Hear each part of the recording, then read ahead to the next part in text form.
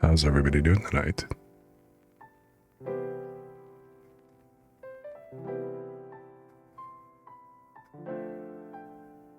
Well, that's pretty loud.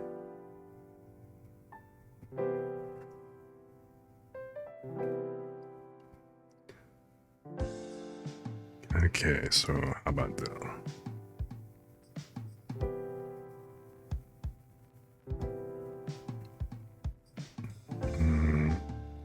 Seems pretty decent. I guess we'll find out soon, real soon.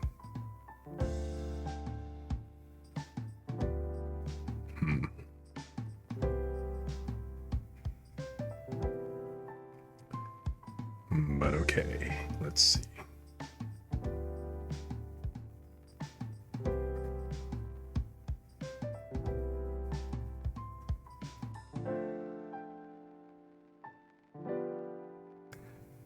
Oh, you know what? I need to refill the beverage real quick. So give me a quick few moments.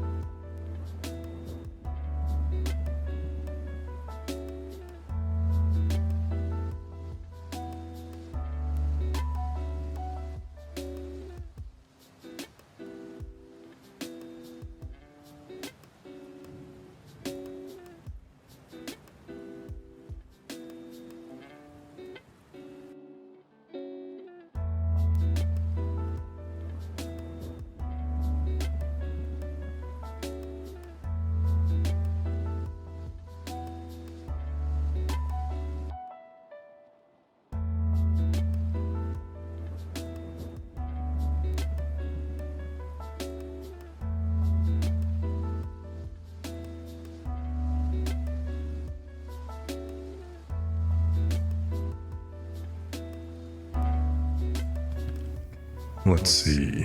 Do I want to hear what I sound like?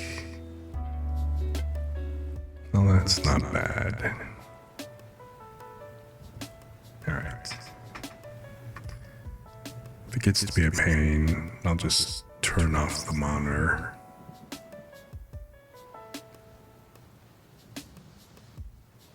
A little bit of a nice rain going on in the background.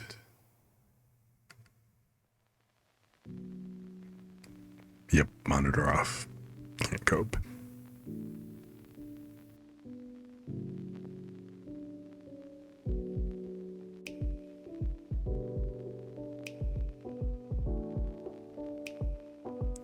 Maybe at some point I'll get used to actually listening to myself in the headphones at the same time. But as it kind of stands, I already think the music itself is kind of loud for my taste. But so anyway, hello. How's everybody doing tonight? I hope if you're just kind of tuning in and kicking back that you're just relaxing, falling back into the groove, and just thanks for joining me in the chill stream tonight.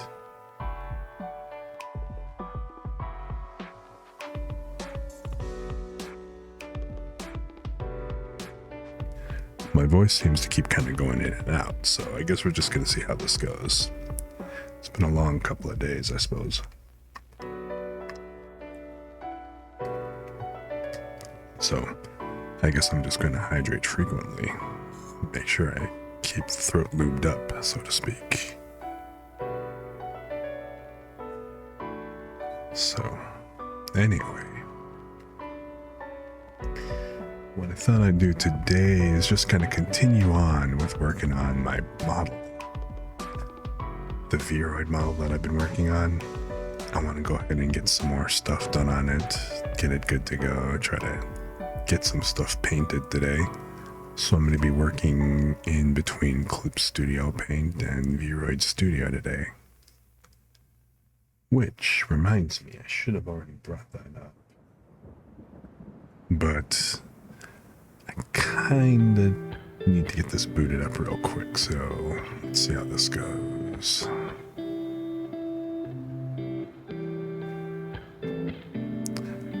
I actually forgot to start Clip Studio Paint. What the hell?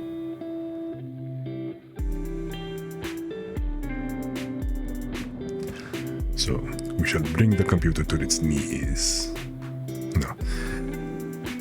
I'm actually kind of surprised. I wasn't really sure how this Mac, I mean, I've been running tests, which kind of are what all of my streams so far amount to.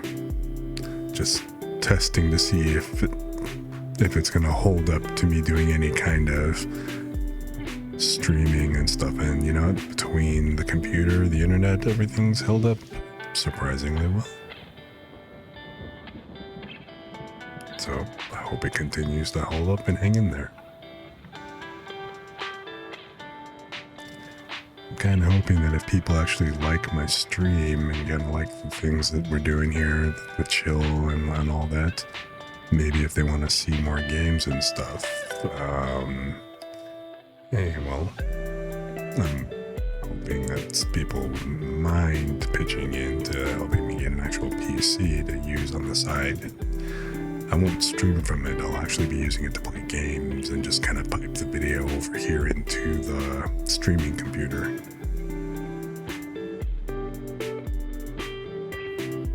So, we'll just have to kind of run through there and see what happens. Really, I'd be more jazzed just to have people hanging on and coming in and hanging out. You know, so before any of all that stuff, the people who just want to kind of come and chill and just listen, that's all good. I'm more than happy to have everybody here. Anything else? That's just gravy and icing. Two great tastes that taste great together. Actually, I have no idea and I don't intend to find out. To be perfectly honest, icing and gravy doesn't sound like no. Icing on the cake? Sure. Gravy on the potatoes? Why not? Gravy on the icing? Wrong answer. But, hey, if that's your bag, I'm not going to judge. Alright. Did Clip Studio Paint actually load on here? Let's switch over to find out. I'm gonna go to the full screen app window. Hey, there it is. And I've got a couple of new followers. So imagine my surprise. So many thanks to those who followed. So Twice Mod, Imperial Avery. So thanks for coming along and hanging out.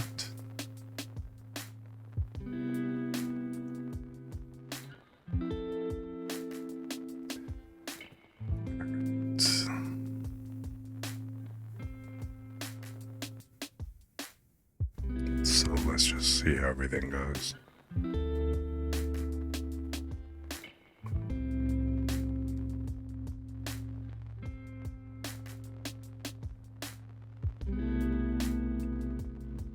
Okay.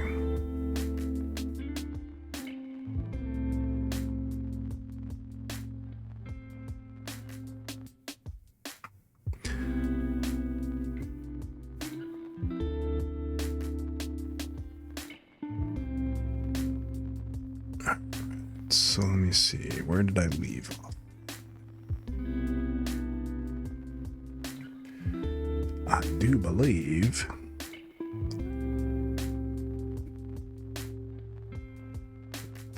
that's where the heck is the app? Alright. So I think the last thing that I left off on, I was actually messing around with the eyebrows, which I put that over. Wasn't that crazy about how the eyebrows looked. It was kind of an interesting texture that I had. Let me pull this up here real quick. So, I kind of zoom this in.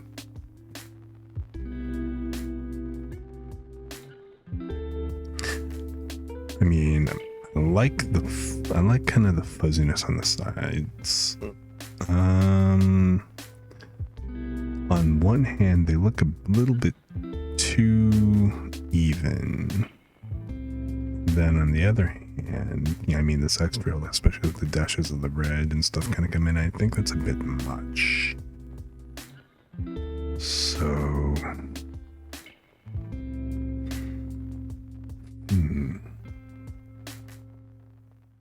I don't want it to just be flat, but then at the same time, having a hair highlight doesn't quite seem like it'd be quite the right job either. But I do kind of dig the shape. So the shape is cool. And I used the felt pen, and it gave me a pretty darn good effect. So what I think I'm going to try doing this time is I'm going to go ahead, I'm going to create a new experimental layer over here. And let's see. Actually, I'm going to duplicate the layer that I've got so that I've got the symmetry. What I've actually been doing, just to kind of make sure that the symmetry guide is in the same spot when I place the symmetry guide, because this thing's like, what, 1024 across, so I wanted to make sure that hopefully the actual guide is at 512 right in the middle. So when I kind of placed the actual guide in the spot, so rather than having to keep kind of messing with that to make sure that it's in the round, that the symmetry is in the right spot. Because unfortunately, if you look at the actual guide itself, turn that on. Now, it would have been nice if they had put a line in the center, or if I had been thinking before this very moment, I could have put a line here, and then that way I'd know exactly where the center of this is, so that I could actually, more easily align the symmetry guide. Or I guess the flip side is I could have added a standard ruler and then have the symmetry guide snap to the ruler, but I suppose there's several different ways I could do this. I am still pretty new at doing digital art. I've mentioned this a few times. It's, my medium of choice was pencil and pastel before kind of, trying to switch to digital, so you guys get to see me and all my glorious mistakes and learning curve while I try to work things out.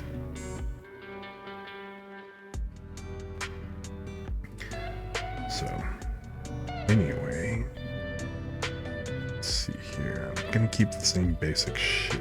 That's not really gonna change much. So I can turn the guide off. I'm gonna take this. I'm going to duplicate the layer.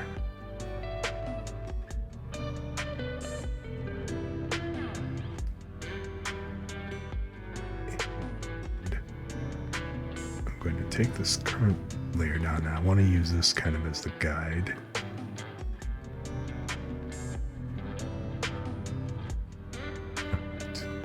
Cool. And did I just add those two dots there? Jeez, hope not. Alright, so felt pen. Sure. Sure seems like I did. Yep, great. So let me duplicate that layer again.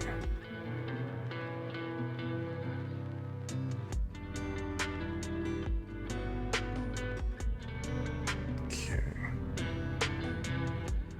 And then I'm going to take this and I'm going to turn down the opacity and just use it as a guide. Alright.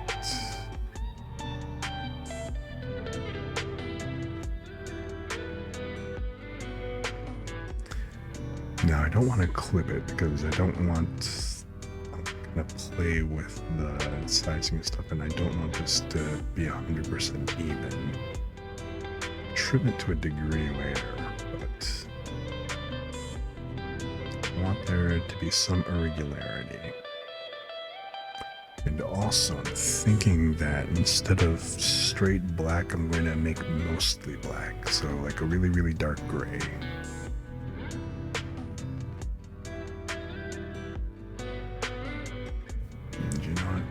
Let's just call this version 2.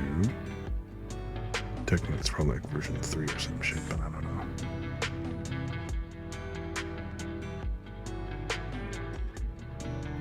Turn off all those other layers and stuff below it. Alright, so version 3.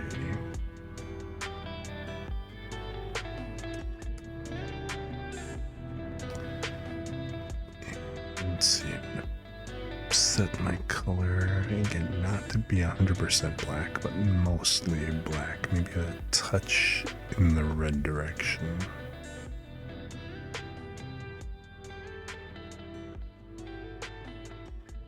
Let's see if I can get this more brown. Nope, it's just gonna kind of go gingerish. So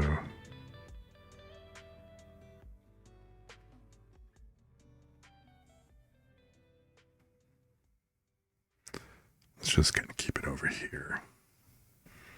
And I got the felt pen active.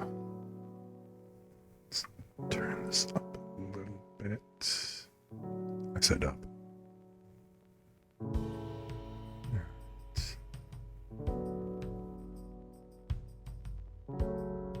So let's see how this looks.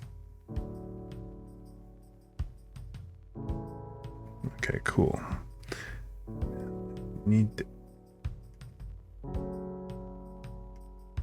All right.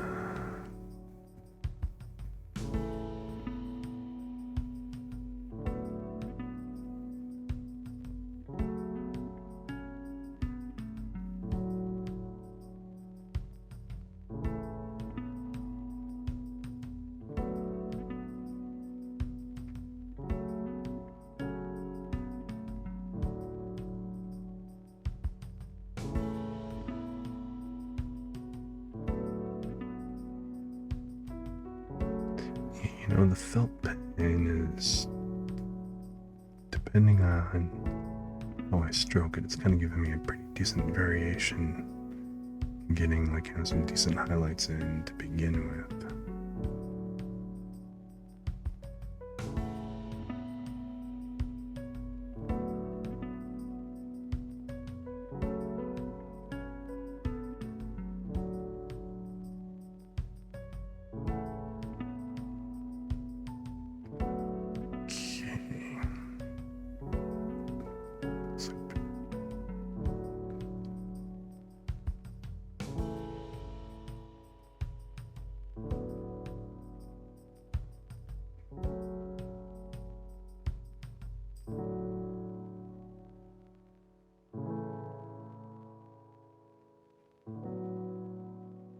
I suppose that these aren't going to be your typical anime type eyebrows then at that point, if they're going to look like this. Welcome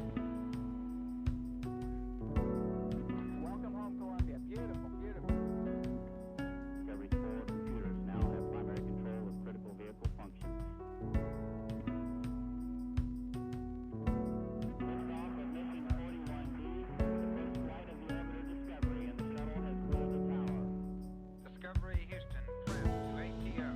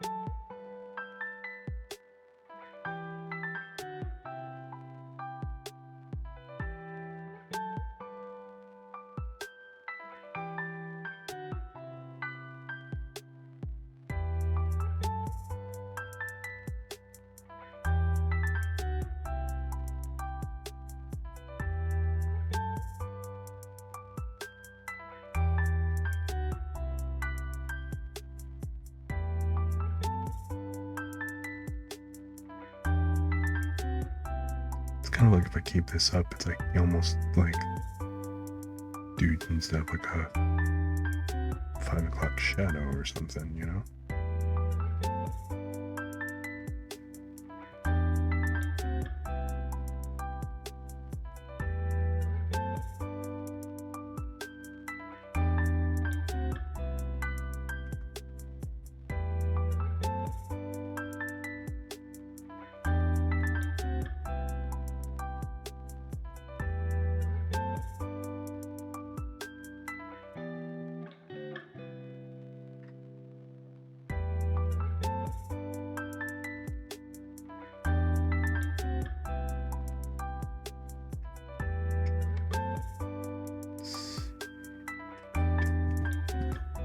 Trim on the top.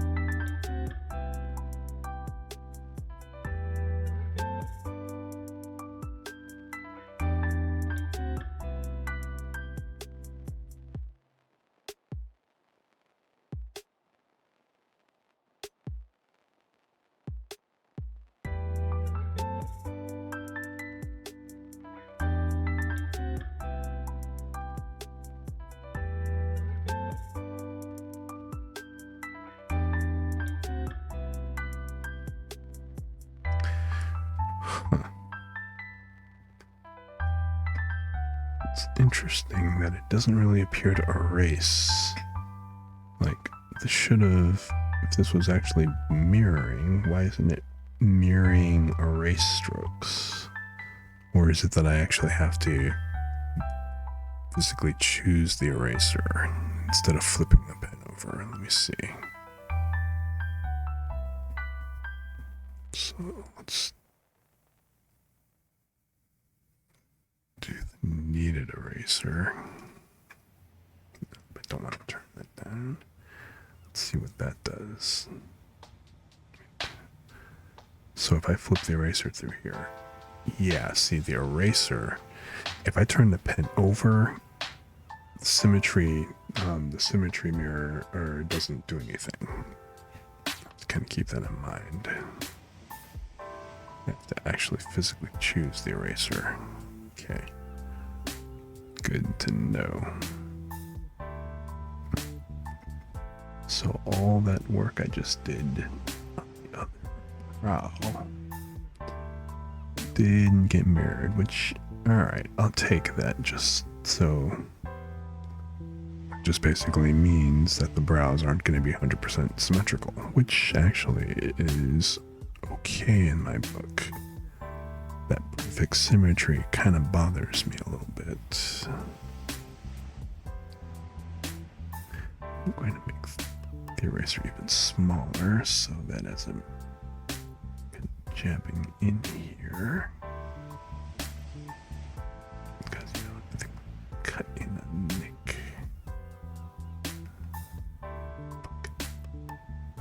Alright.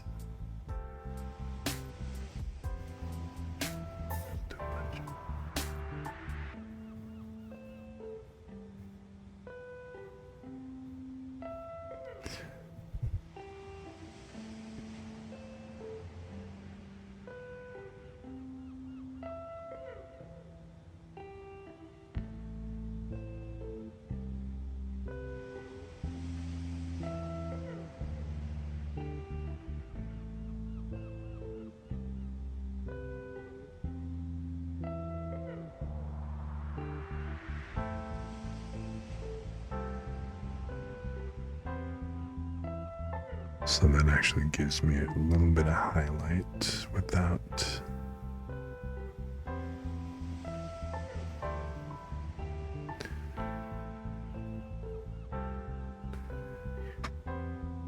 yeah, I'm kind of tempted. I don't really want to give him 100% split brow, but and it would look kind of odd if, you know, both brows had the same split.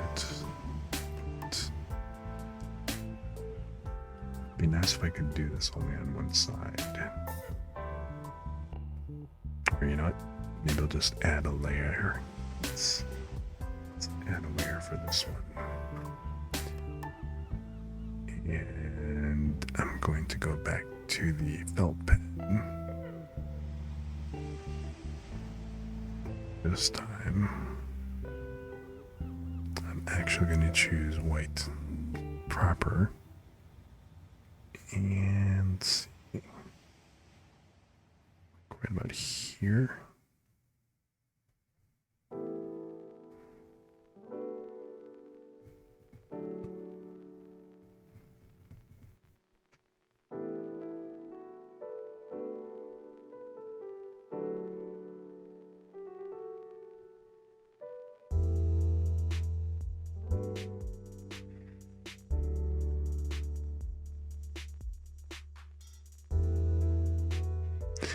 Oh, no, you know what?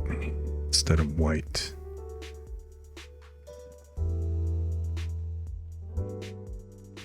that won't work because I want the skin tone to show through.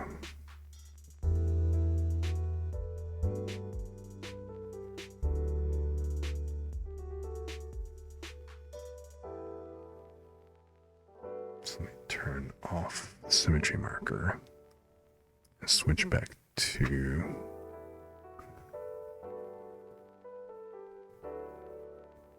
where's the eyedropper again? Where are you?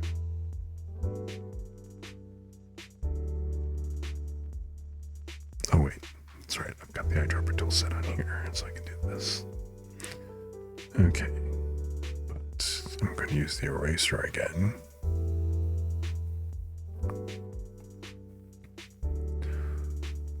Maybe this time I'm going to do a rough. Not that rough. Yeah, no. Right about like that. That still looks too even though. What the hell? The snap eraser, what does that do? Nope. And you know what? I thought I turned the fucking symmetry off, but I guess that doesn't really cut it, does it? It's fine.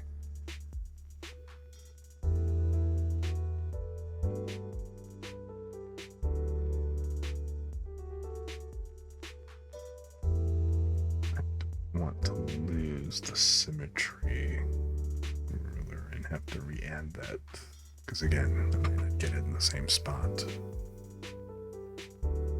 but well, all right, let's see here. I think overall that won't look bad. He'll have some texture. He'll kind of looks like he's got some graying going on. Maybe he's got a little too much graying. I don't know. Let me try switching over here to black. And again on the felt tip marker. And let's make some black and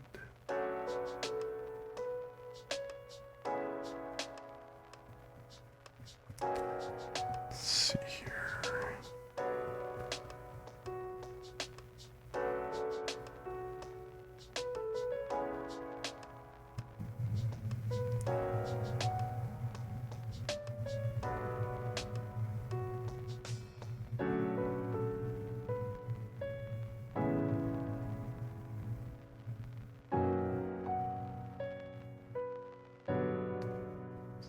Reference, draft, lock. Wait, if I lock the layer, that means I can't change it. That's not the one I want.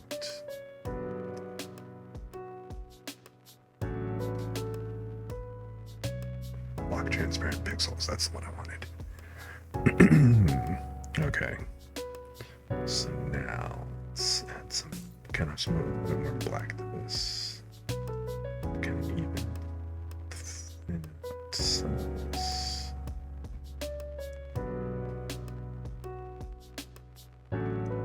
Give it a bit more depth.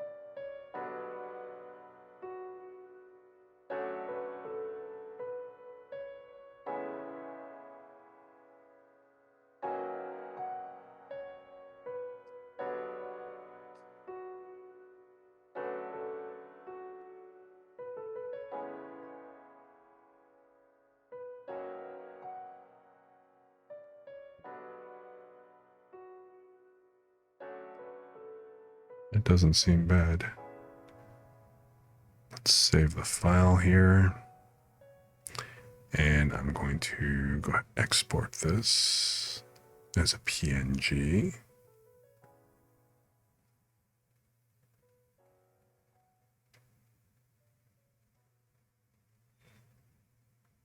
And you know what? Let's just match this. I'll call it V3, even though there's apparently no V2 anywhere. Technically, that other one was V2. But all right.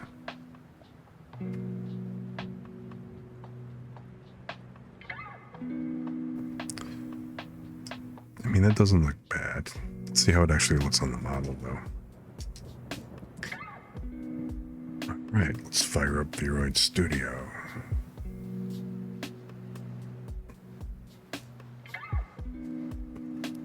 I'm trying not to necessarily keep Vroid Studio open all the time if I don't have to. Mostly because of the fact that it just sucks up a fuck ton of memory.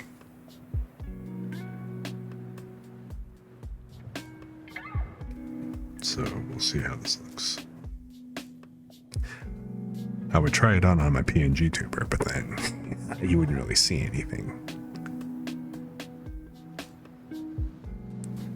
Switch to a different mouse instead of my touchpad.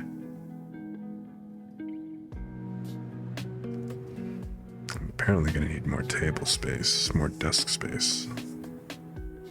Between the tablet, the keyboard, mouse, and a trackpad. So, where are you? There you go. Wearing his muscle suit. Which, again, this is temporary. I was experimenting with colors and, like, you know, and again, just the lines. So, don't take this to be... Although that looks very South Park. However, that's not meant to be the finished. So this was the last version, which was kind of okay. I'm kind of digging him bald. I might can keep him at that a little bit for a bit. But it's a little too even, and then like the texture just didn't look right. So let's swap these brows out. Let me go in here and edit this texture.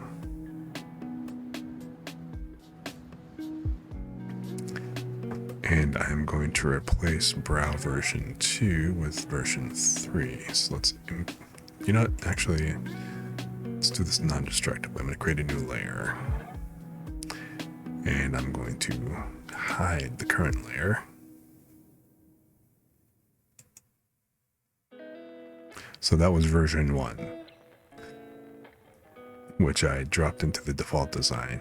And again, it just looks too flat, which if I were going for an anime drawn look, or I'm sorry, not anime, but a manga drawn look, that would be cool. But then that would also,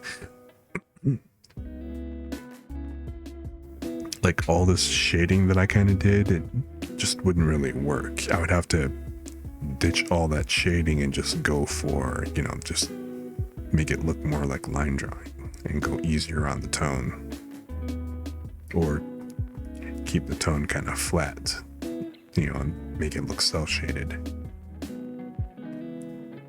So didn't really care for that.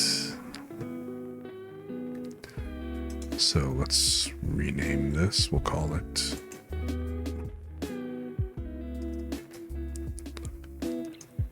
Brown version 3. And let's import the new texture.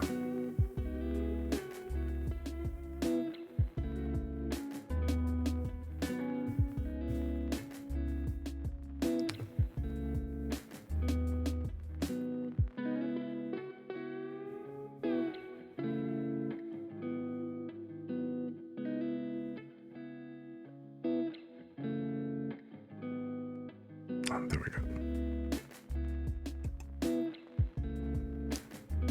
And okay, how's he look? It's blending in nicely with the ground. It's kind of a bit more.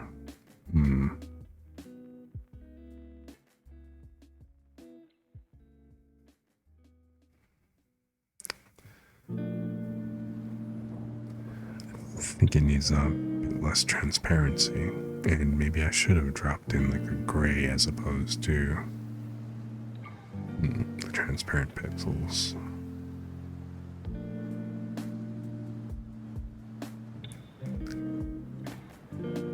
I think the shape is okay.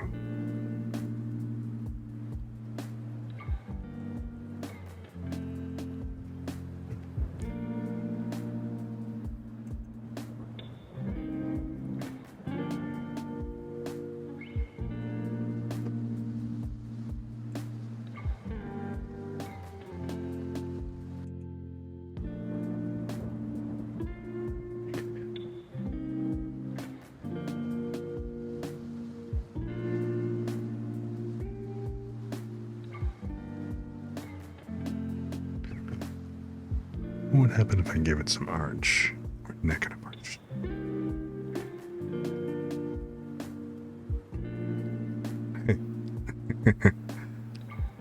That's funny.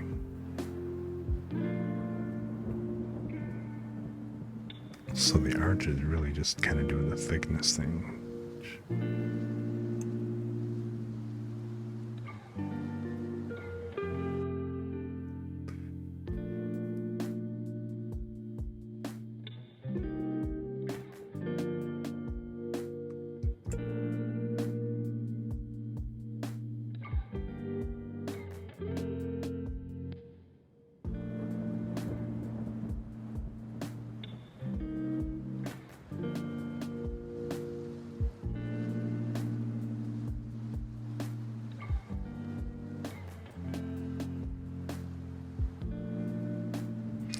So if it just went straight across, he would look more kind of versus more neutral, and then just irritated, annoyed. Let's not go too far resting bitch face though. I get enough of that in real life. But I think I'm gonna go ahead and go back and fill this in more. And then I'm going to explicitly drop in some lighter gray, some actual gray shading.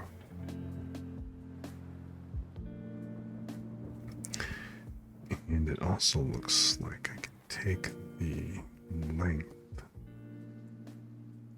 and shorten it up a bit.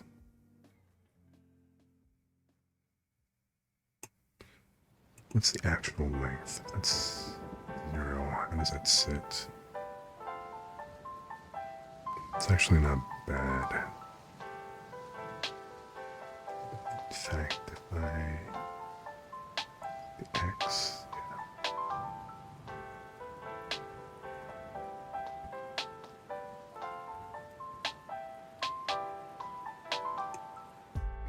that actually looks about right. Look, it kind of looks like a monk. No hair.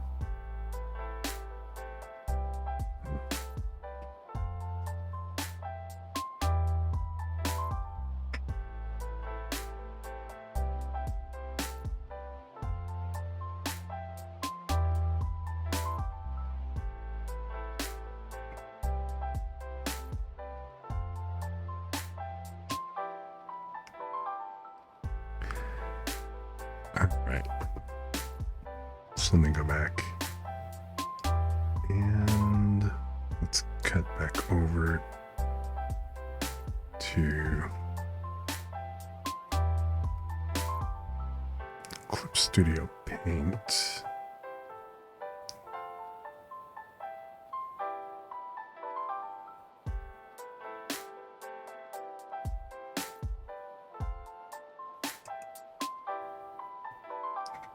Right.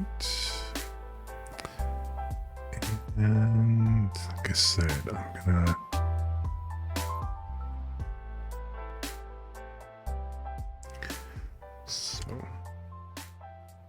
I'm gonna go ahead and add a, what do you call it? I'm gonna go ahead and add a base color underneath here that actually matches the skin tone so I can actually see what this looks like. So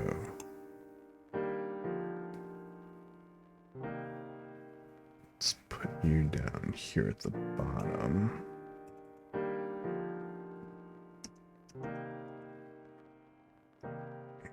And I am going to set the color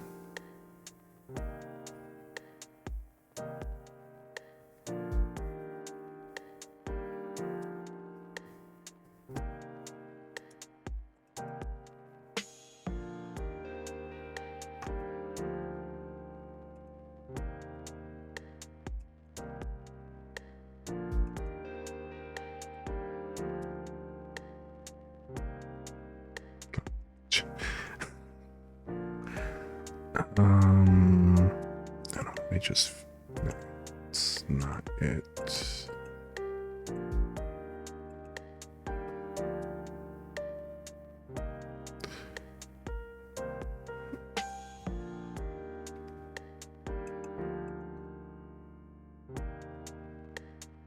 Great, okay, hex, there we go.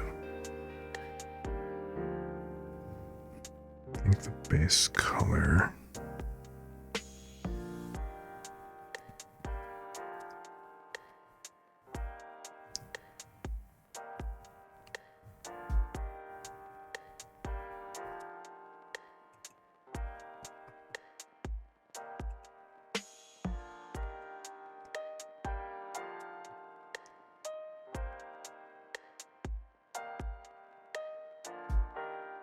That actually isn't helping because, because I have the preserve transparent pixels on.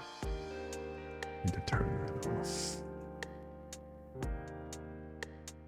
Roger, 0J, and I feel fine.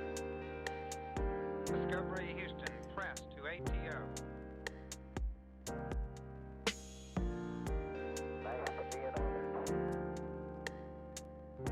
Liftoff of mission 41D, the first flight of the Ever Discovery, and the shuttle has cleared the tower.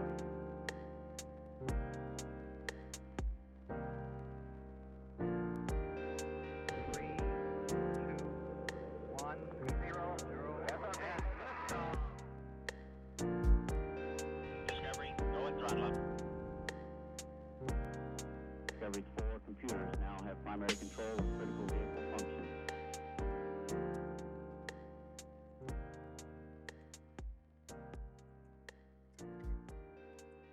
It's like it didn't want to unlock for a minute there.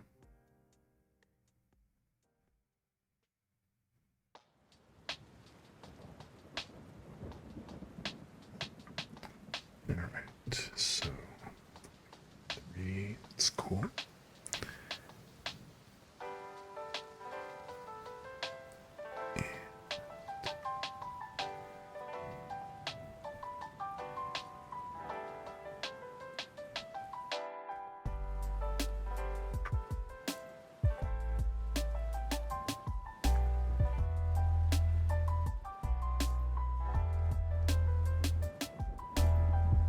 Let's see if I can get some of that filled in.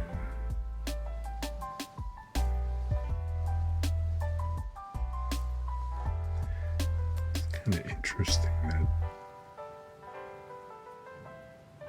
Oh, you know what?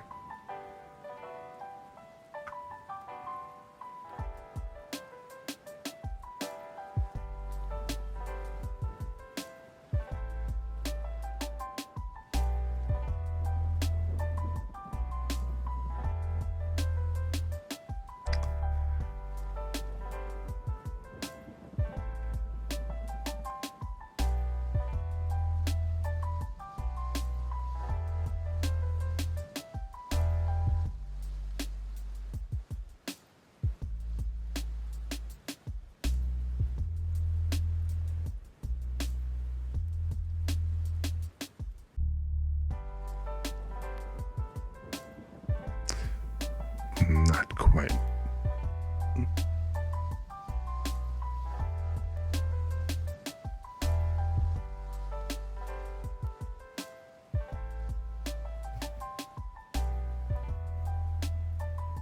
Just do this. It's faster. Alright. It's here.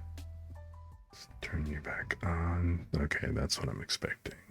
Now, to unlock the pixel transparency so that I can change up.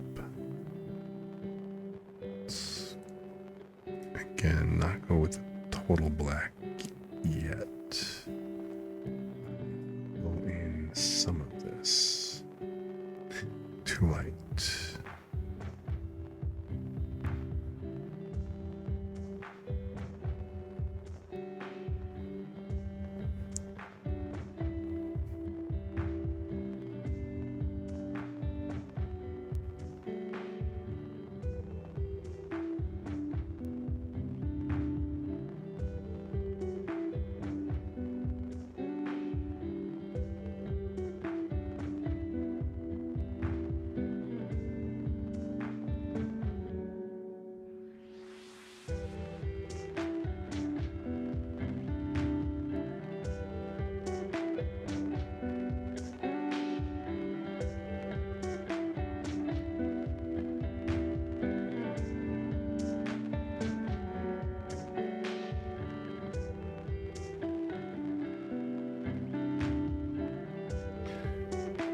So for anybody who's tuned in right now, welcome to the channel and enjoy the smooth, just the chill.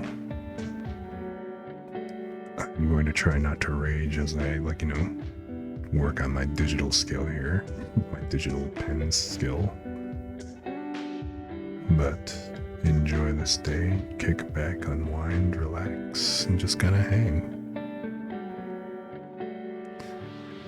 Say hi if you feel inclined, but if you just want to kick and listen and throw me in the background, feel free.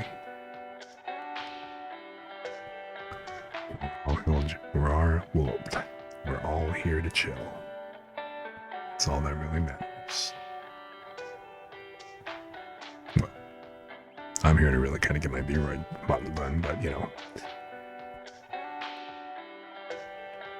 for you guys, I mean, if you're entertained by watching me working on this, that's very cool.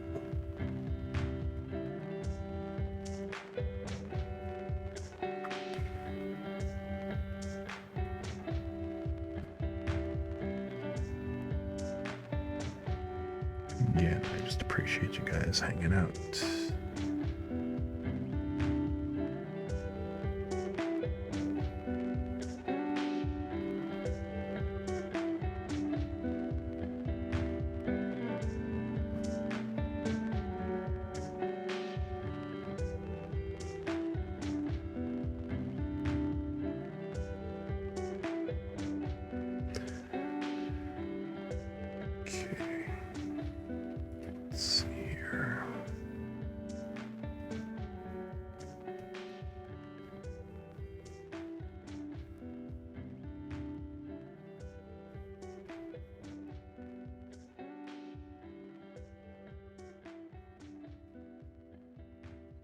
I don't really want him to look too gray.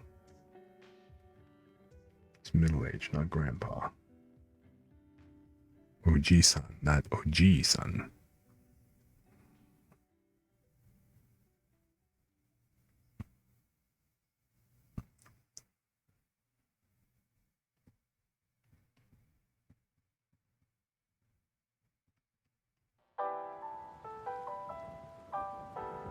Liftoff of mission 41B, the first flight of the orbital Discovery, and the shuttle has cleared the tower.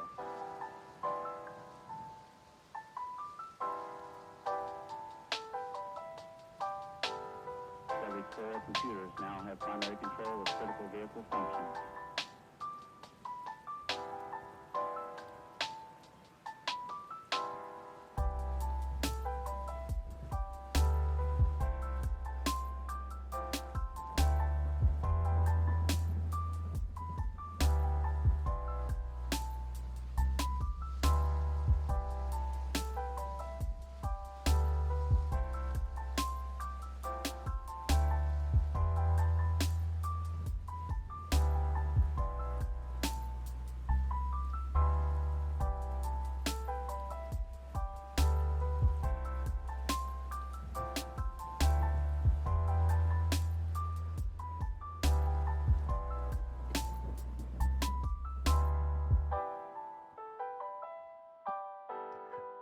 the things that really bugs me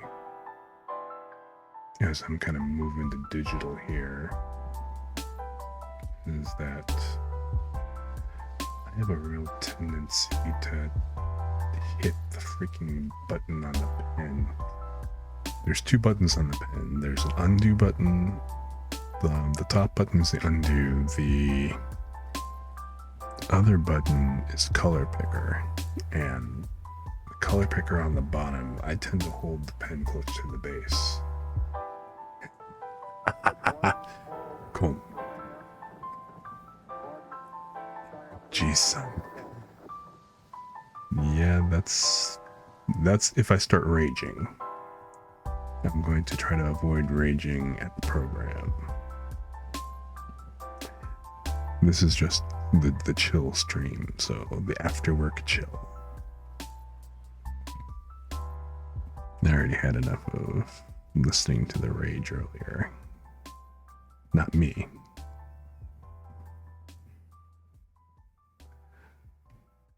Other people arguing with the boss on site, which I actually had to go in today, so considering there is going to be like a snow blizzard, basically, that's supposed to be whipping through here. I'm glad that we decided that I was only gonna pretty much do like maybe every other week kind of coming in, but the whole fact that I don't have to be coming in the rest of the week, considering what's coming in the area, you know, I find that rather reasonable. How you doing tonight, dude?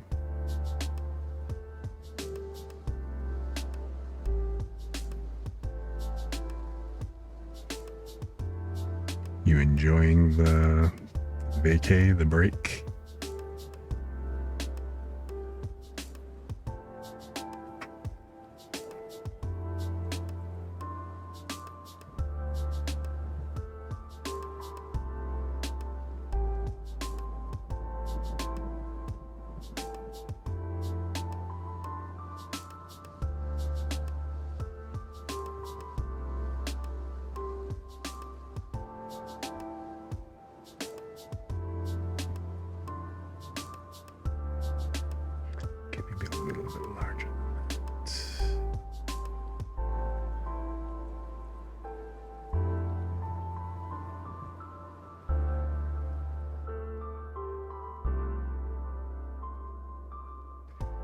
Oh, hey, yeah.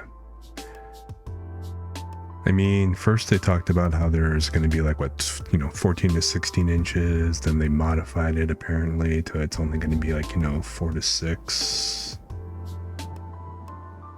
So not really not too big a deal, but enough that I don't want to go in. Now that my happy ass wants to stay at home. That would have been a given regardless.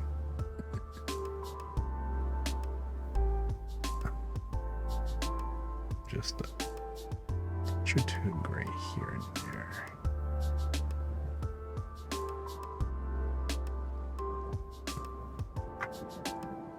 That's all the gray he needs. I'm not trying to age him that badly.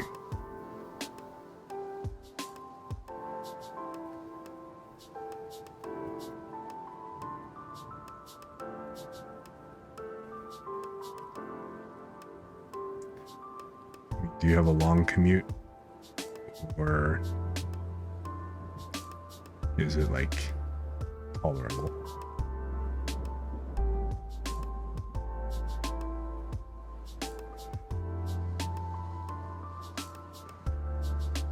Like, I found out that it's about an hour and almost an hour and a third for me to train and, well, actually it's just to double train it in.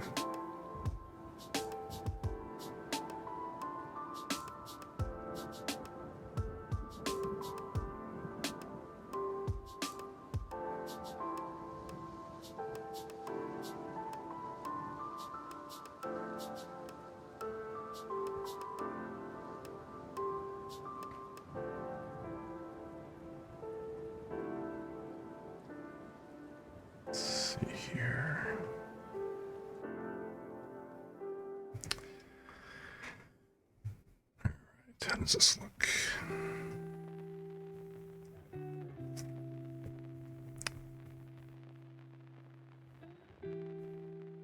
So doesn't look like it would, like it's got any more gaps, not like before. So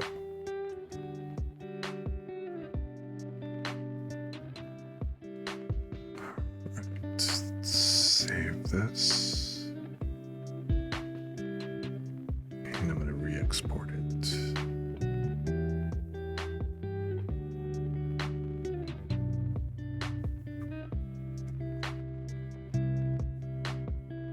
Guess I'll call it 3A.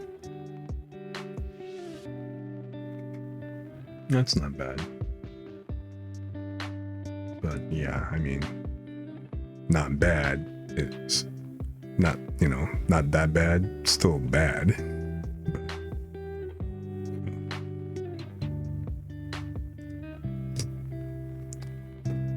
But, so let's go ahead and go back to Vroid Studio here.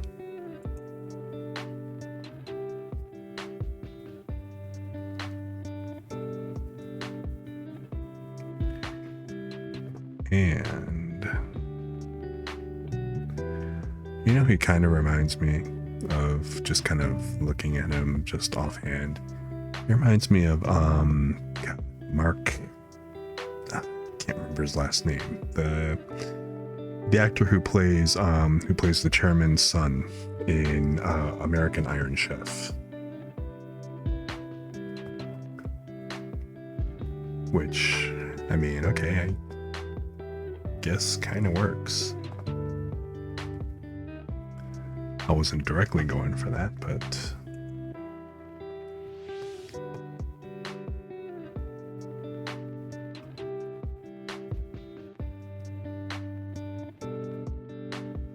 yeah, right?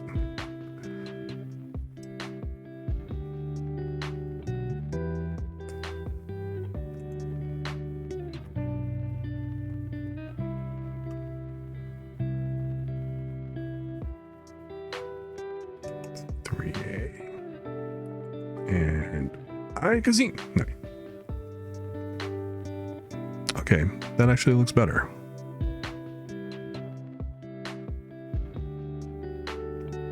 It's not as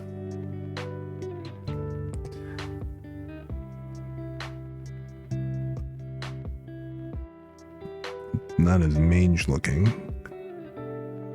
The unevenness actually, instead of looking so drawn, so okay, we look at the progression. So the first variation of the eyebrows that I did were these.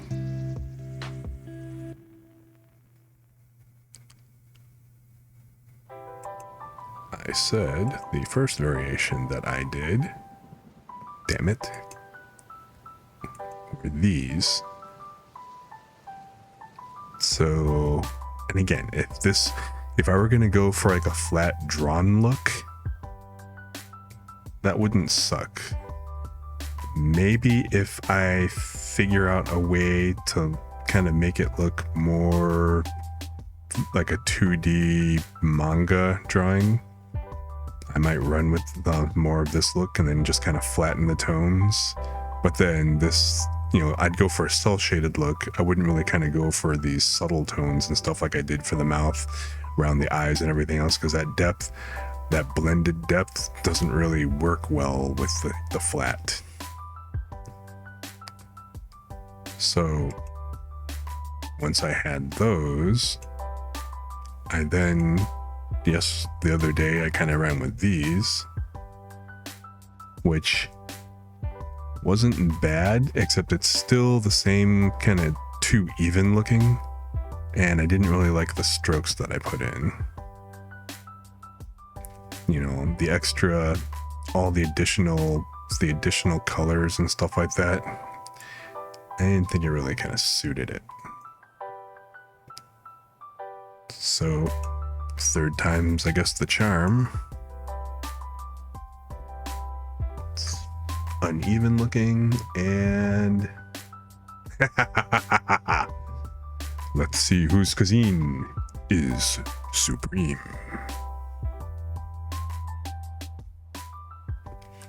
Especially now with like the new Iron Chef where he is bald now.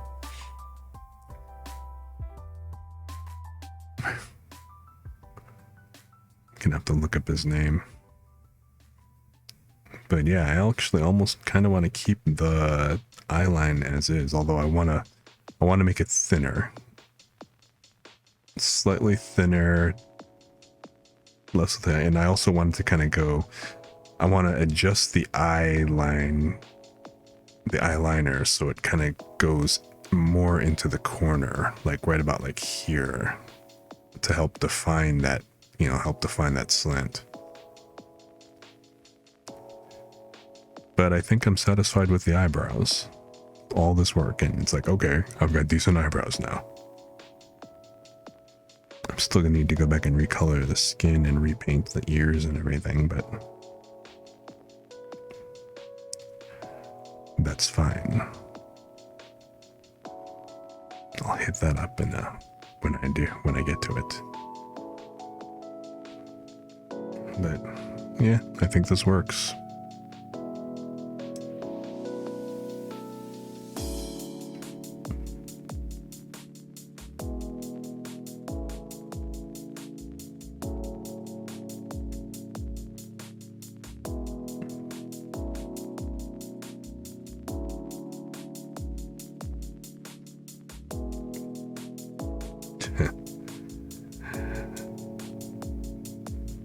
I mean, I know the approach that I'm taking is slightly off. Well, it's a bit off because normally what you do is you'd start off with a character design, a character sheet, and then go off a character reference sheet. I don't have that. I'm kind of taking the Frankenstein approach, or maybe I'll think of it as the $6 million man approach. We can rebuild him. We have the tools, we have the technology. We will build him bigger, stronger, less pixelated.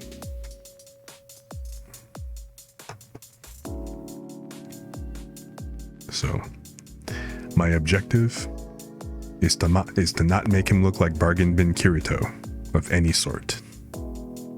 If I get away with him not looking like Bargain Kirito, Walmart Kirito, Target Kirito, I'm good.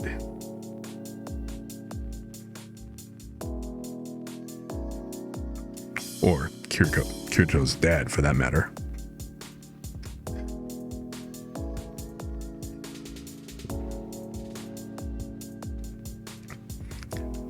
The eyes are basic, but they kind of grow on me a little bit. But I am going to modify them.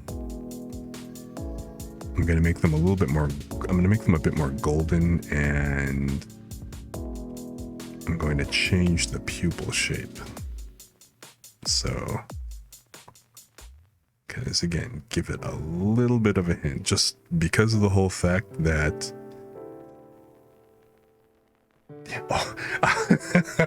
off-brand Aldi Kirito. Hey, I like Aldi. I think off-brand Aldi Kirito is probably better than Kroger Kirito. Although maybe on the same level as Meyer Kirito. Because, you know, depending, Meyer has some good stuff sometimes.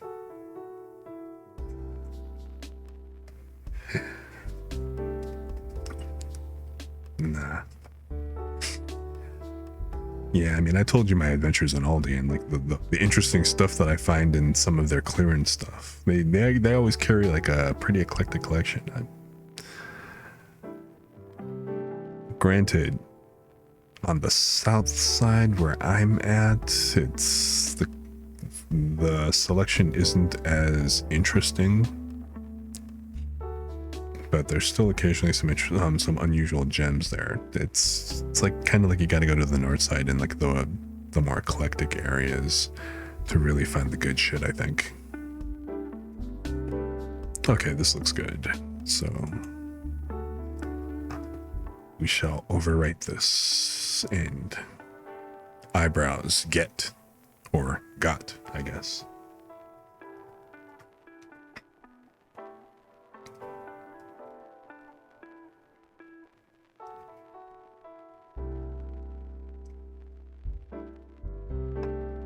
So now,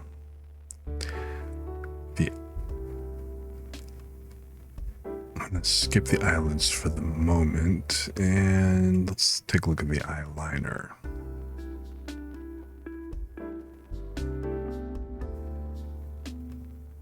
Oh wait, what's this? No eyeliner. That just ain't right looking. But yeah, this definitely has to kind of go down more into the corners, I think. I'm really just going to kind of keep this to the extent, and then maybe just, like I said, make it a little bit thinner. Do a little touch up, and then add a touch line down here on along the bottom. Nothing too heavy. So let's go ahead and go back to Clip Studio Paint, and let's go ahead and open up the eyeliner.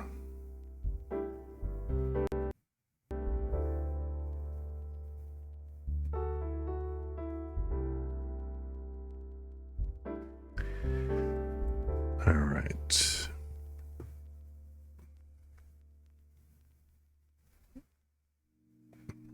Good with the eyebrows. So now let's open up. Or actually, no, don't open.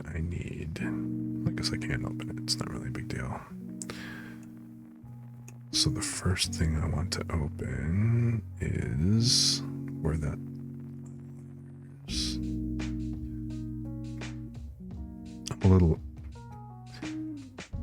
I generally kind of suck at file naming, like freestyle naming and stuff, but when it comes to things like this, where they're parts or whatever, I tend to get a little, like, military anal about stuff. Because these are textures, so I prefix them all with texture, so they're texture dot, and then eyebrows dot, and then if it's the sample, if it's the guide, if it's like, the default thing and whatever, or if it's like the actual model version, which I should actually go ahead and rename the eyebrow. So V3A is no longer V3A. This is, oh shit, didn't mean to open that. Forgot that wasn't Finder. That was the other. Oops. So, but yeah, I mean, it makes it easier to find stuff. So, but it's a texture, the eyebrows, the texture, the eyelid, texture eyeliner is what I'm looking for. So I'm going to load the default eyeliner, which, okay. Oh, wait, what am I doing?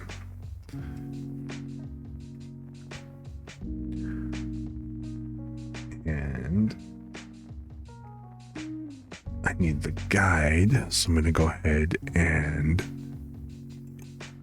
I'm going to import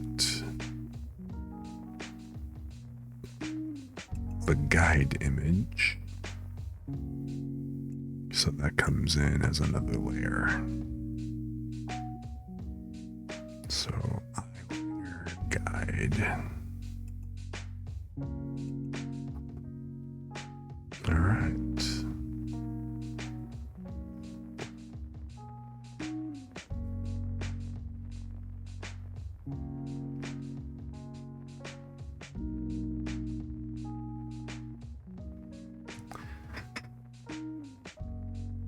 So I wanted to make just a couple of things.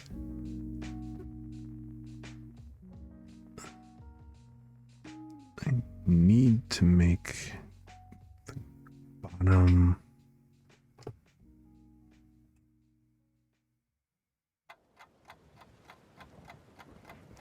bottom needs to be a little bit more pronounced because you don't really see much of this line. So I'm going to extend that out a bit.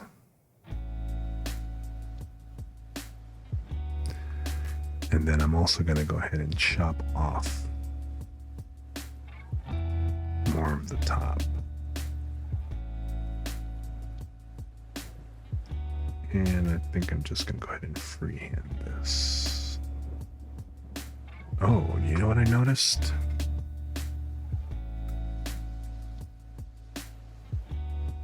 So this is just a straight line going across. I mean, this, I assume, well, because like, it's not like it follows the eye completely. That whole eye slant, I may not actually go ahead and get this to go all the way down. Let me check this again.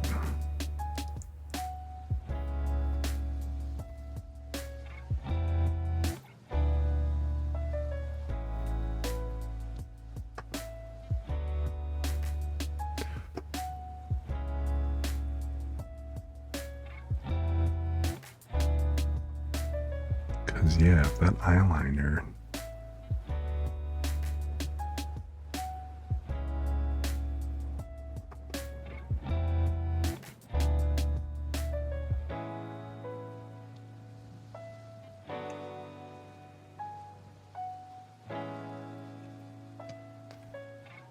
Take that to here.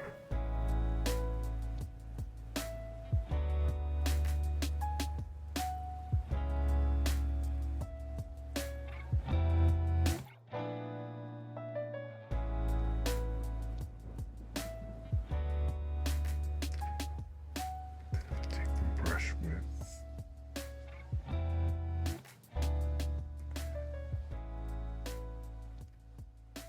Does this wrap any further if I go all the way to the end? Actually, I need to make this a bit larger than that. And this is just for demonstrative purposes. But if I come all the way here, let's do the other eye so I can see this better.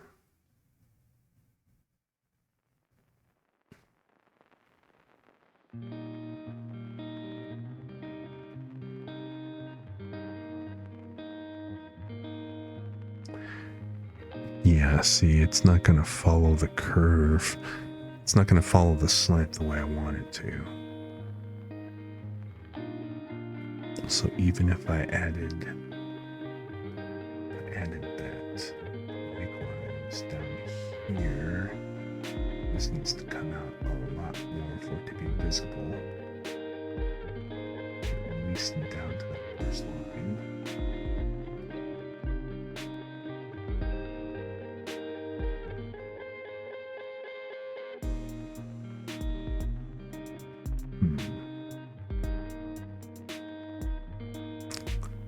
Why does it look like my Vroid, I'm sorry, my PNG tuber model is no longer responding? Hello, McFly? You with me? Okay, there you go. You have awoken. Alright.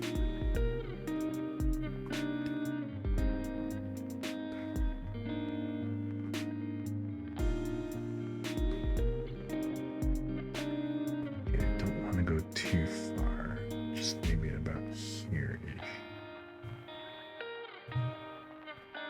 Otherwise, it's going to be a bit much. Then maybe...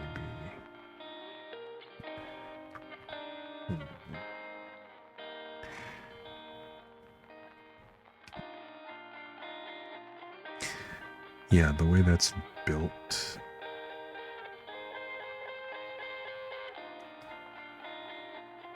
Having that line and extending it just won't look good.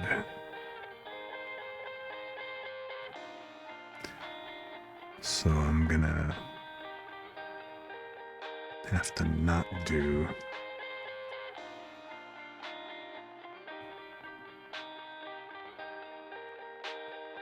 I can't go this far out. It just won't do. So about where it was is pretty much the limit. And since this is a male brow,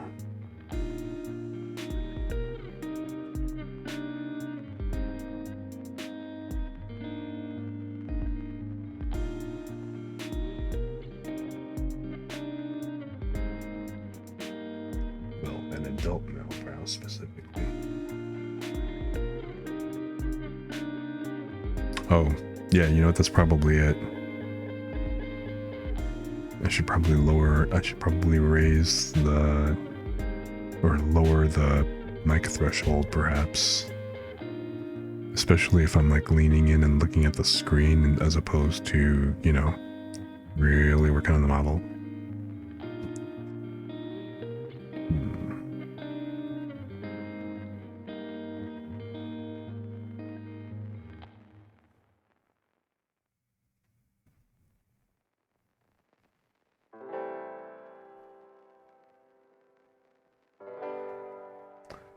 So it needs less on the bottom. Because I think if I make that line too long, it's going to be kind of more Marilyn Manson. And nobody needs more Marilyn Manson, I don't think.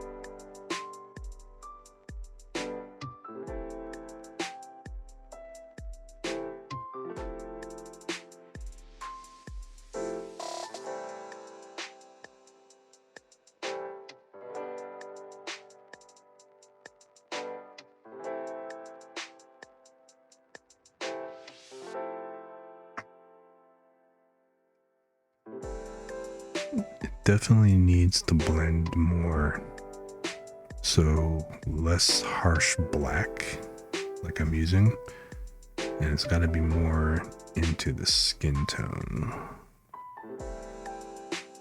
otherwise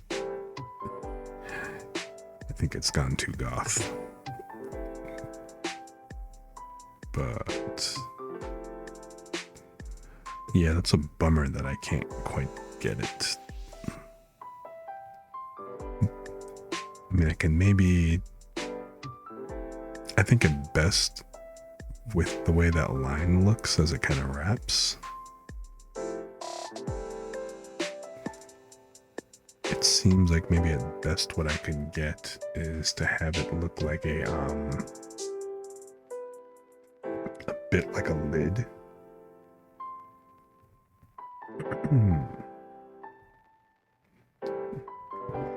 Can't not see the 1 pixel dot. It's very difficult.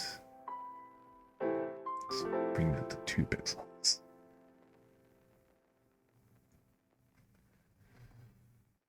But if I were to make this a line, how far would it go across? And stop drawing with the eraser. So let's do this. Actually, let me adjust this so it's a little bit more. All right. So, PNG Ghost, are you with me? A little bit. Okay. So if I do this, how does that end up looking?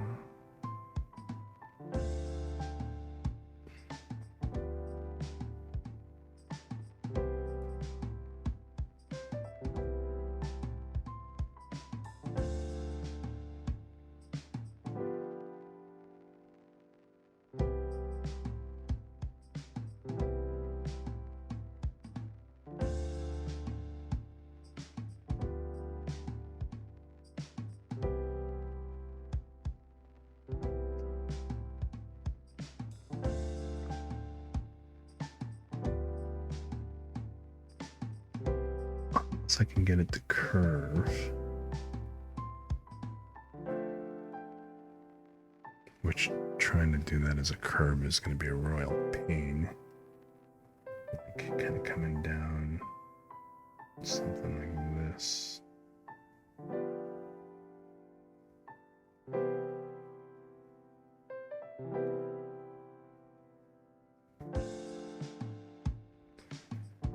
There is like no resolution control on that.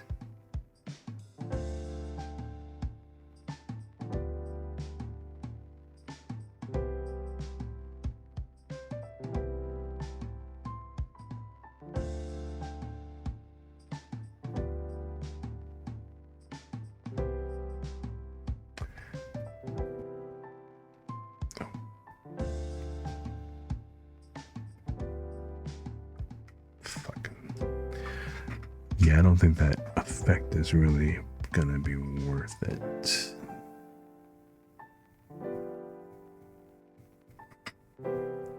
It's just not gonna really work well, I don't think.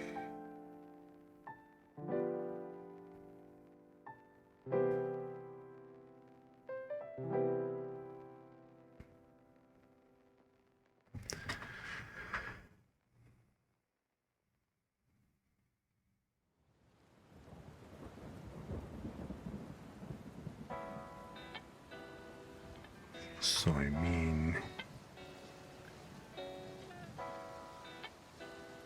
if this were like the darker skin tone, more like a shadow.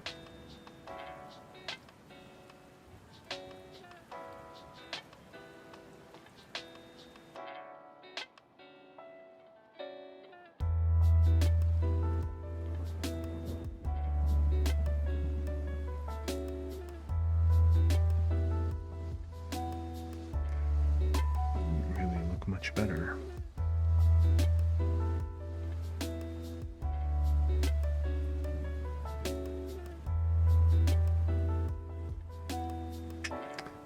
I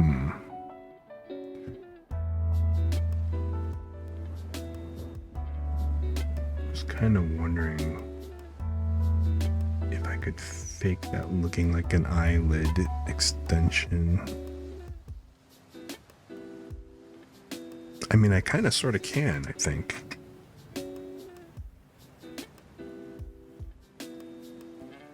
The question is, do I really want to?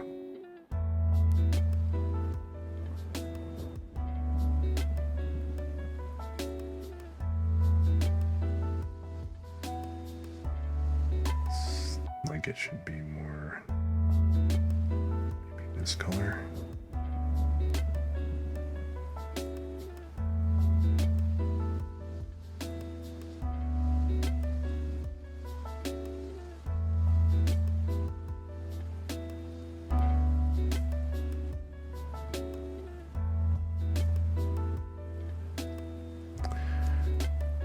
It's just more or less the same.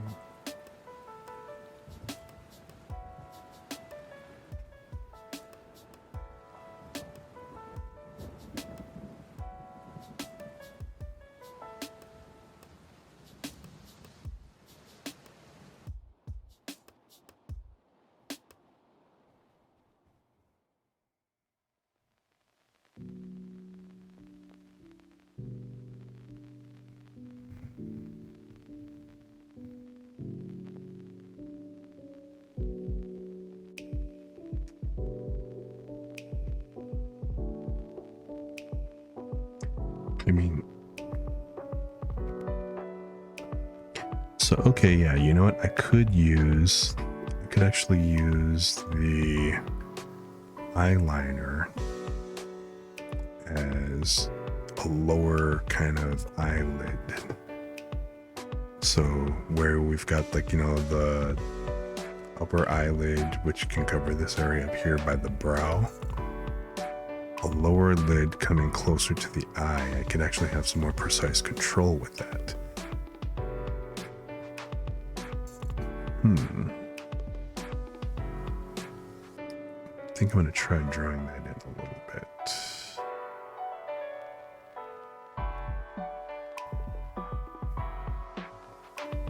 course, it's going to be all janky and shit.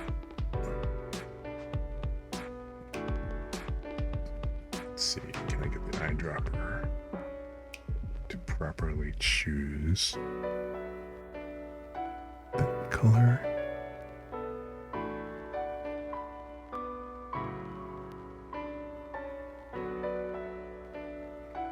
Yes, I guess so. Perfect.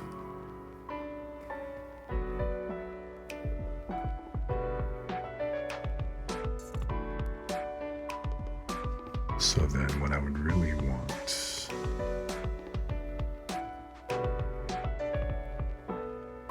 if I wanted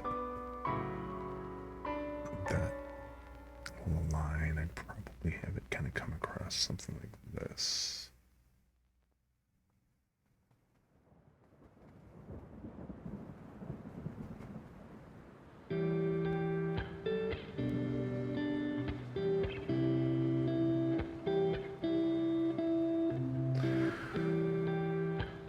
Less janky at the end. Probably could be a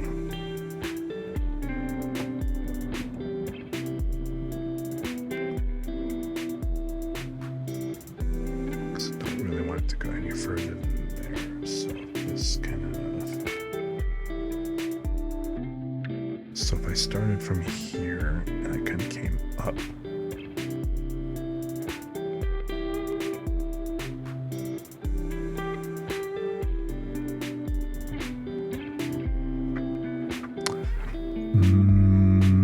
No, I don't really want it to go all the way.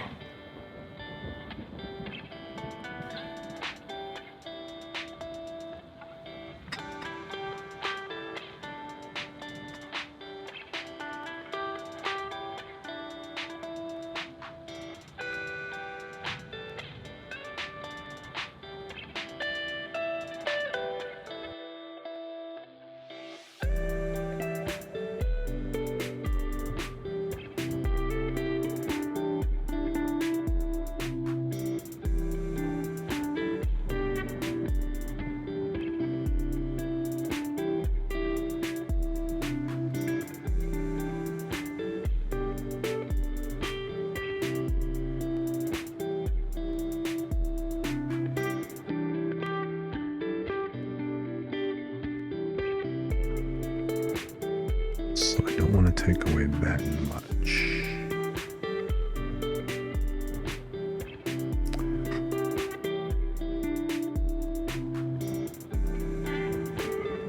Definitely want.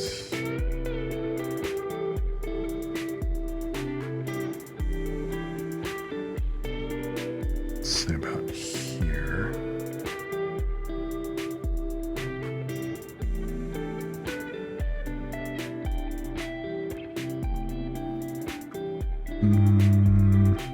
No, not there. A little bit further. Here.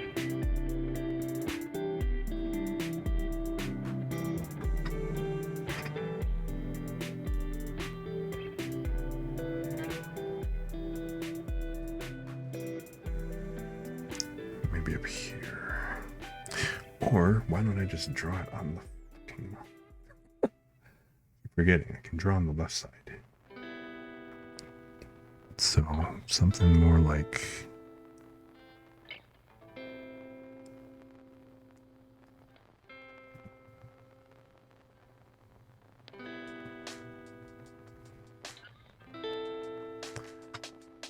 that might be a little bit too much with the upper lid though.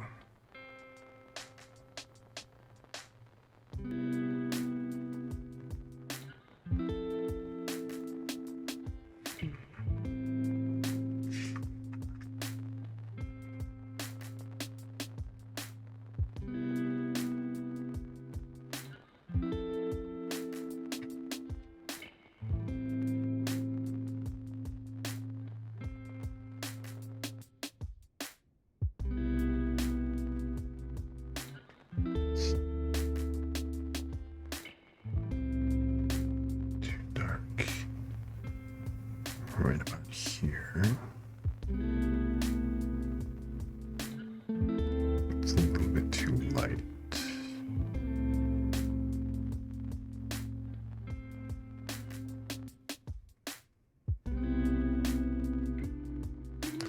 Or actually, it's... I mean, this is totally not the right color anyway, considering... Can I get this down here? No, I can't really go any further than that, it looks like.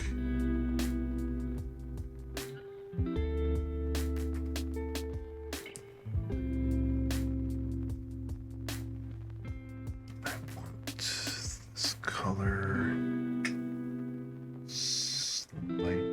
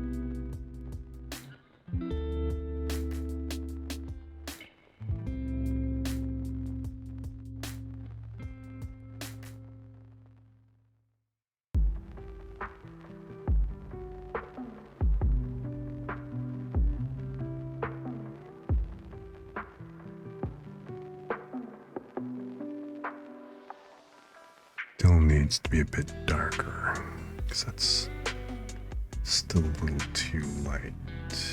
So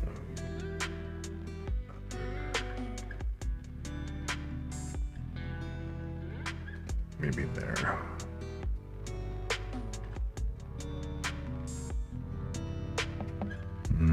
Nope.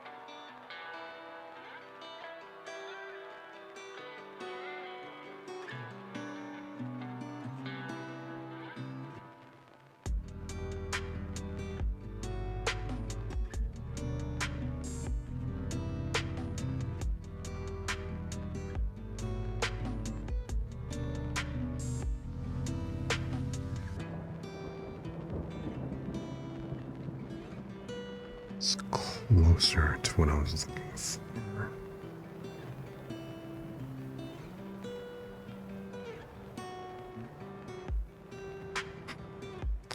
But is that too much? So really all that detail, and unless they're zoomed in on the face, nobody's going to fucking see that anyway. So really...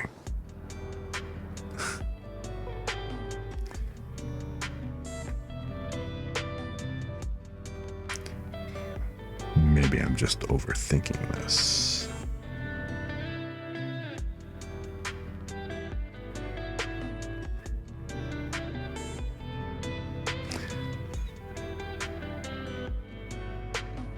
So I am going to give up on the extra eye line and just handle the eyeliner pretty much as is.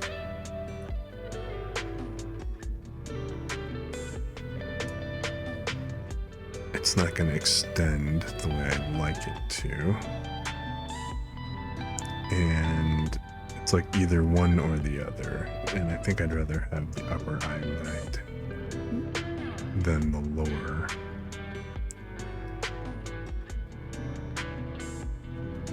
So I'll just kind of trim this slightly and then leave it.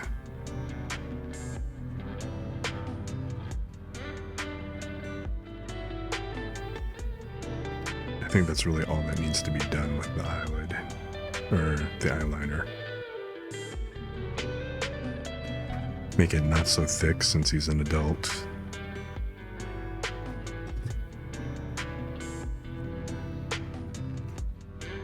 So yeah. And then kind of keep the color about where it is right now and cut out the fade.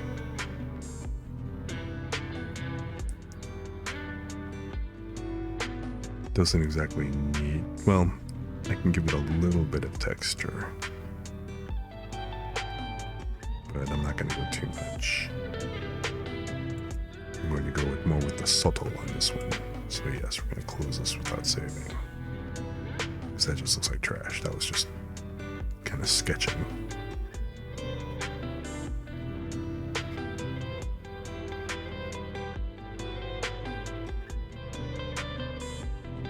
Could have sworn I said exit without saving.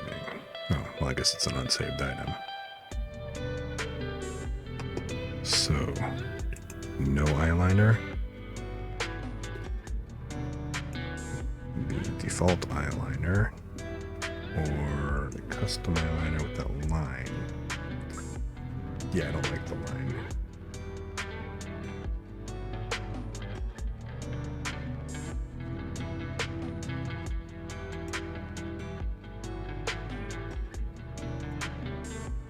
So yeah, I'm just going to go ahead and keep this and just shade it a little bit more.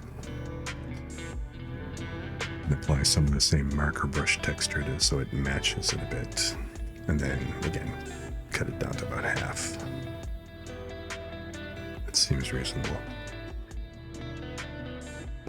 Less is more.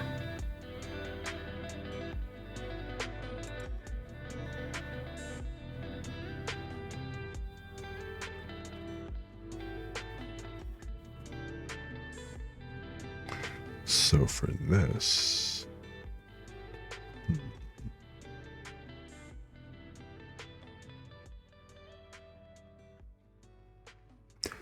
I'm going to go ahead and duplicate the layer.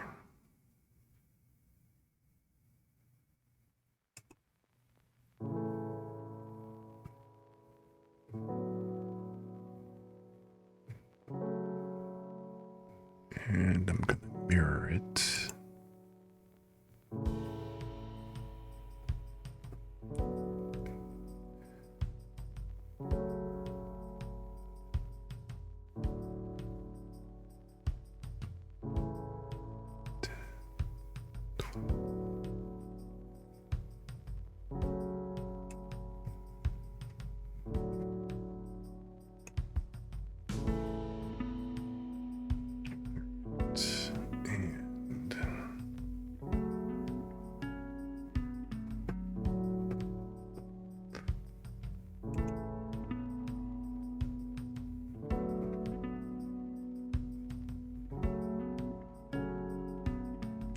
Wait, fuck, I did that wrong.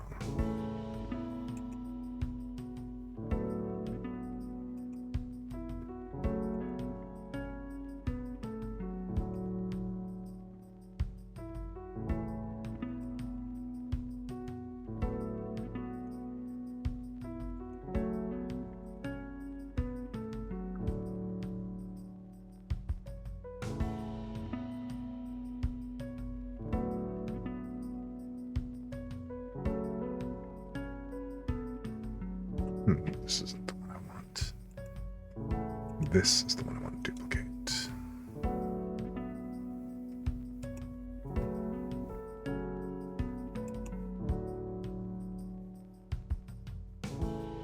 All right, and add.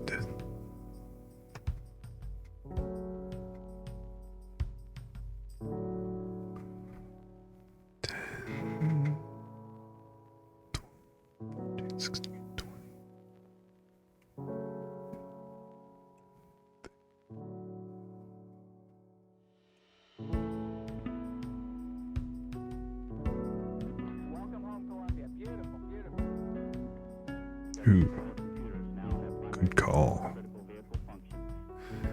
Although I noticed the guide isn't perfectly lined up, so this is going to be an interesting thing.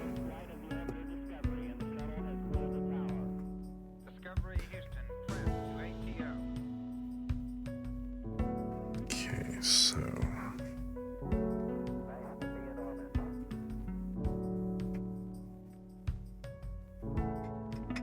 Beautiful, beautiful.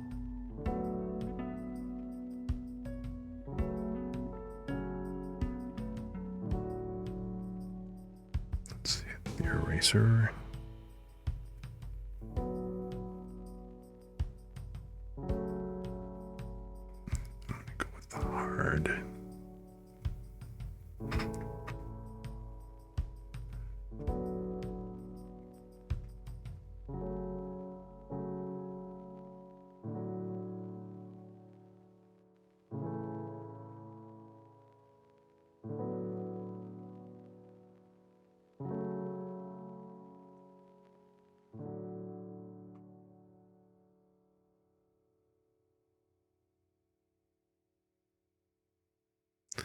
Let's see, I want to take it down to about here.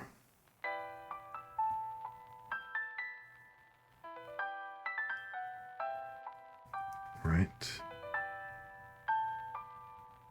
No. If I take it down to half, that should actually come down to about here.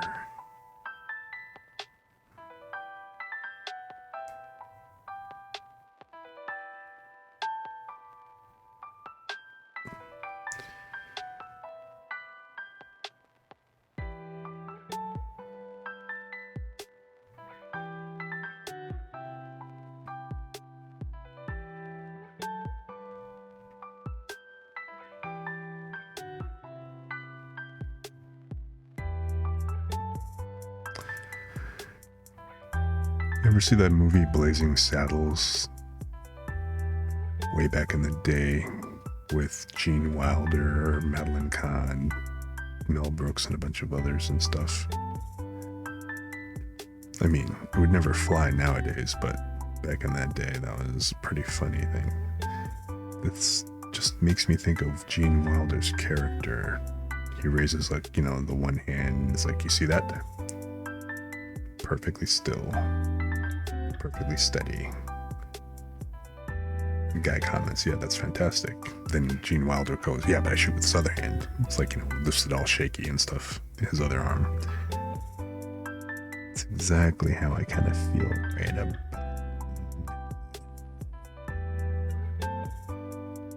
Trying to get this just fucking right. And failing. Like, miserably.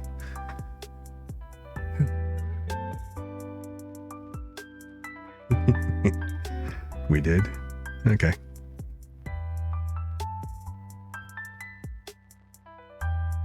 Yeah, just one of those movies. I mean, for back in the day, Mel Brooks was hilarious.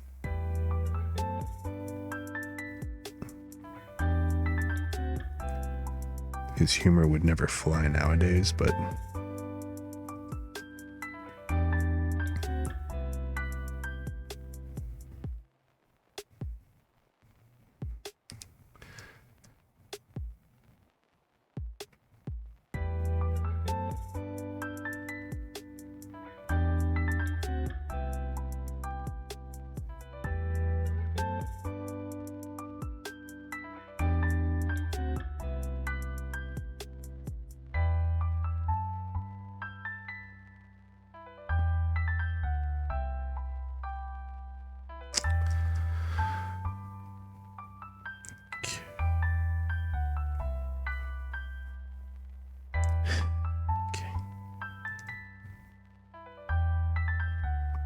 this kind of feels like when they teach you to shoot.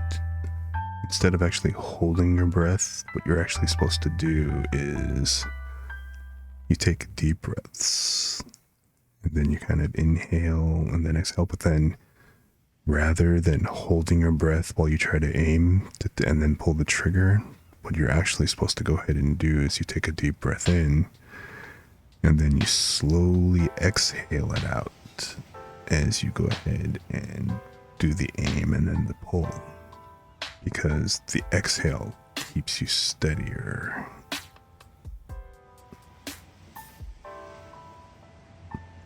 Now, if you kind of go by that reasoning, it would kind of seem like I'm a pretty shit shot.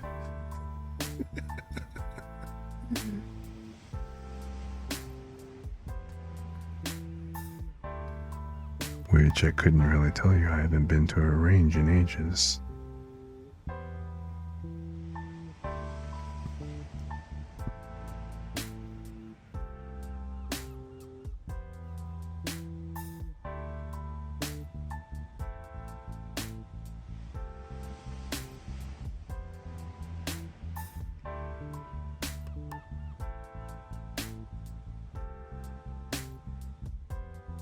Mm-hmm. Yeah, holding your breath isn't usually the best approach for most things.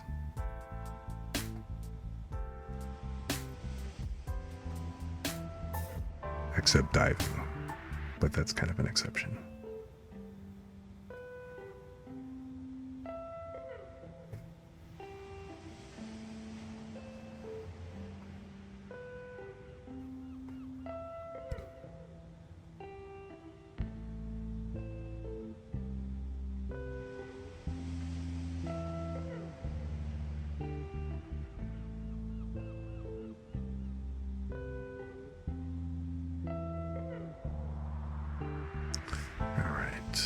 So I think for this, I'm going to go ahead and lock the transparency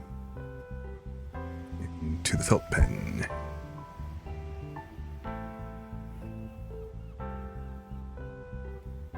Now for this, I don't want it to go that dark. What the hell did I just say?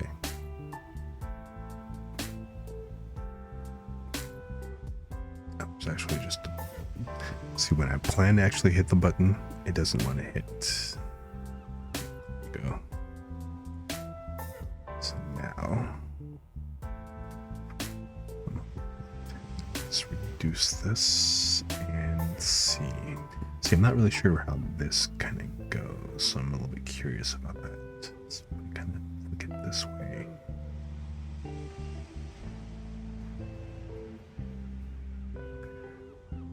See, now it's a little bit darker than, a little bit lighter, maybe about here.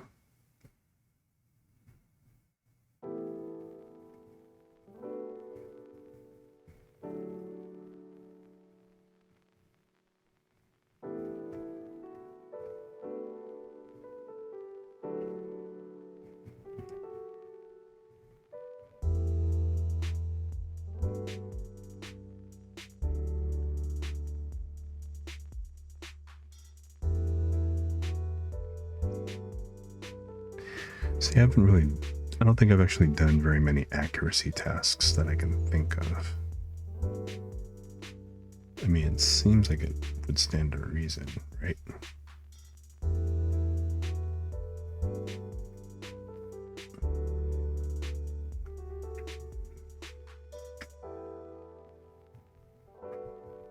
It's a bit too much.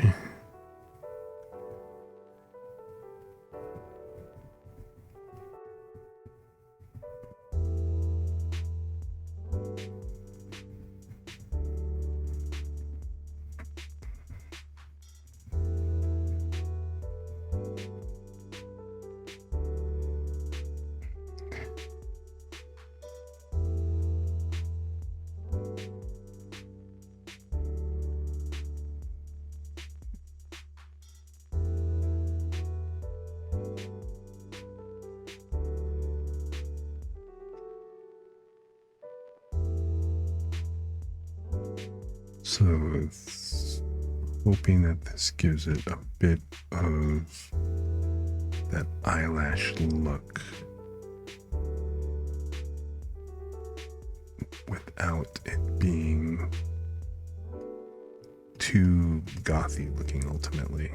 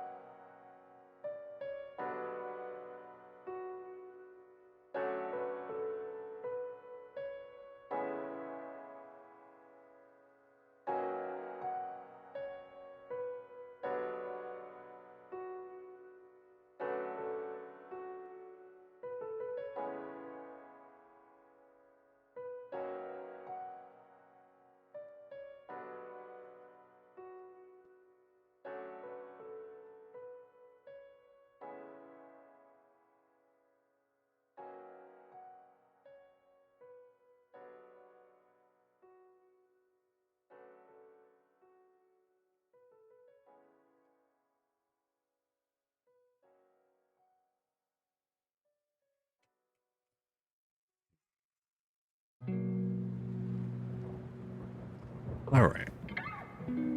The bloody fuck.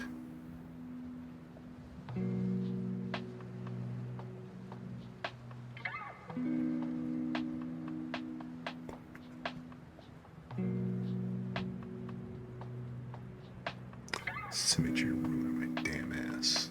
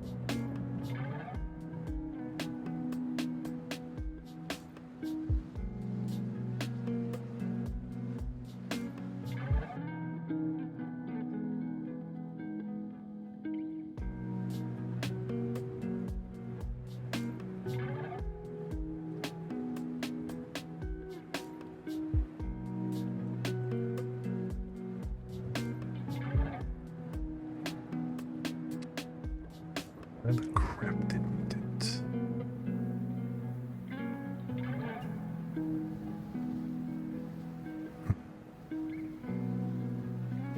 Alright, you know what?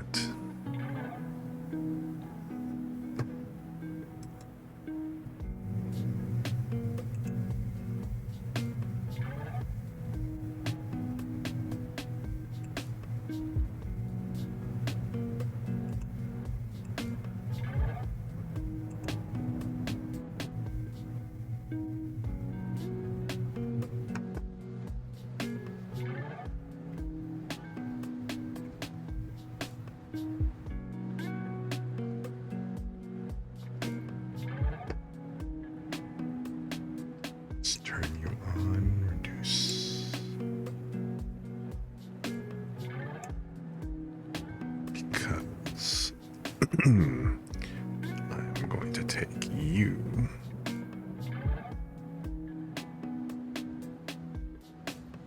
And I'm going to first make a point. Just test that. How the hell do I turn off the symmetry?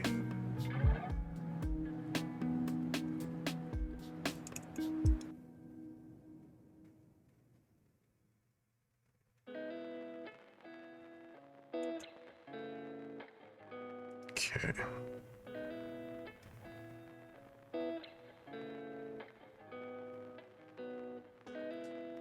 Take you and then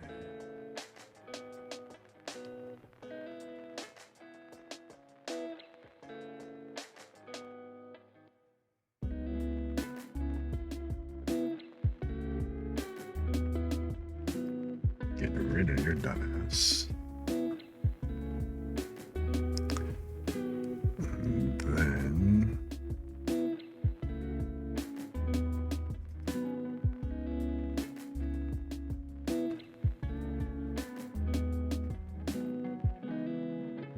you.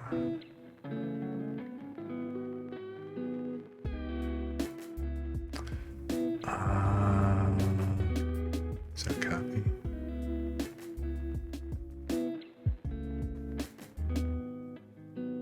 And I'm going to transform and flip you.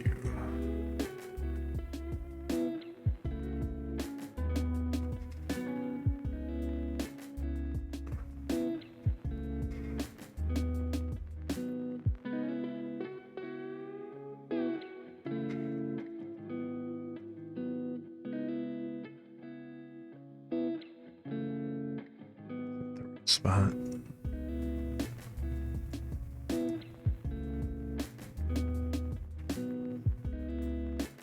Yep.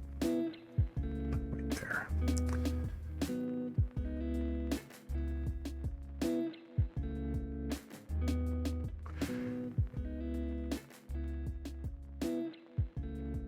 Just turn off the guide. Turn off that, and let's see how this looks. Do a quick save as. Let's call this version 1.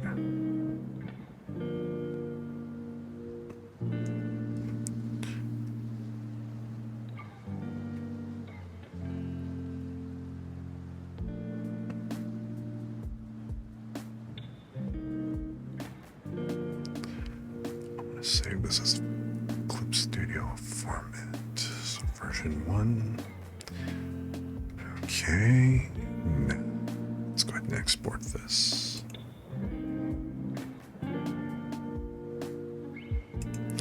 I'm not sure how this is going to look yet.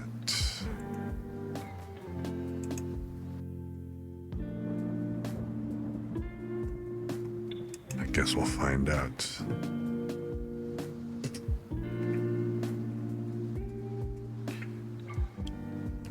Back to Vroid Studio. And so, let's go over here to the unsaved item. Edit the texture.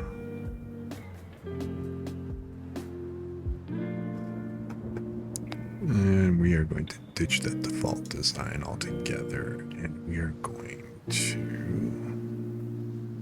import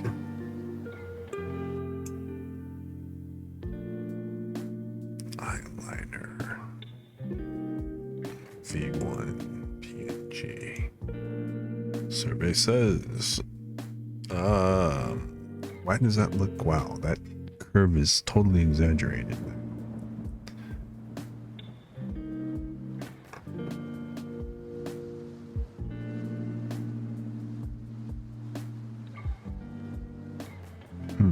That's kind of interesting.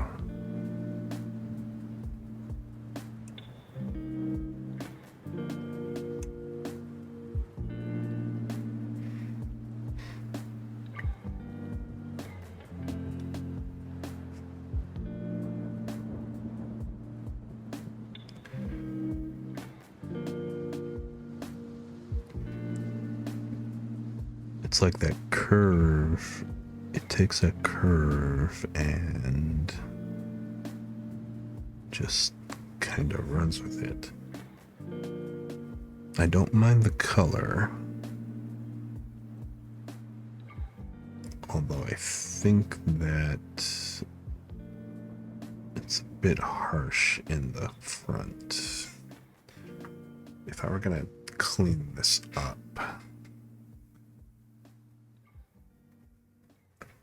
take this, match this color, and then I would use a much smaller fucking brush. But it kind of has to be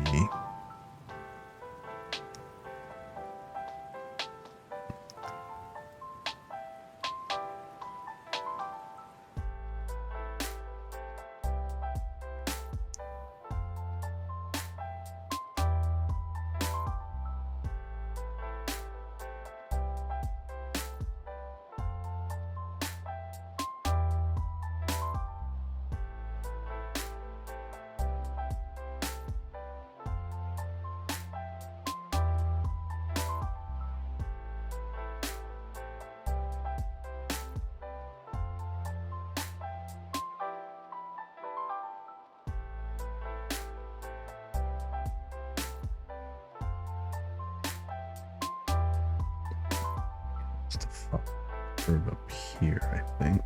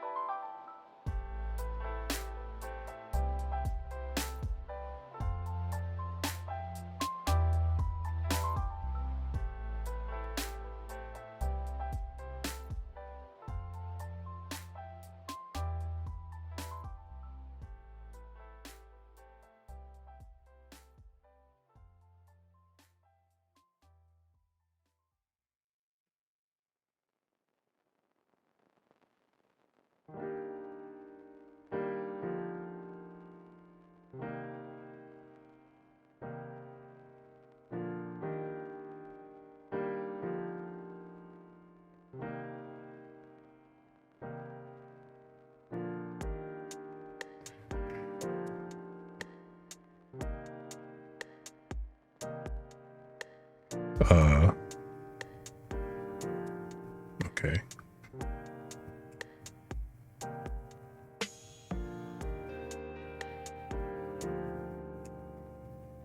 Oh hell, I forgot. This will only do one side. It's okay. I'll get one side worked up well enough, and then I'll go back and duplicate it again in Clip Studio Paint and re-import it. As long as I got one side looking alright, I can deal with the other.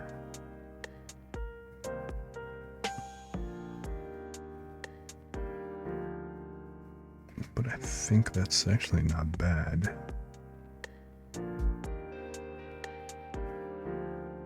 I just to bring it down a little more into the corner here if I can. Can I?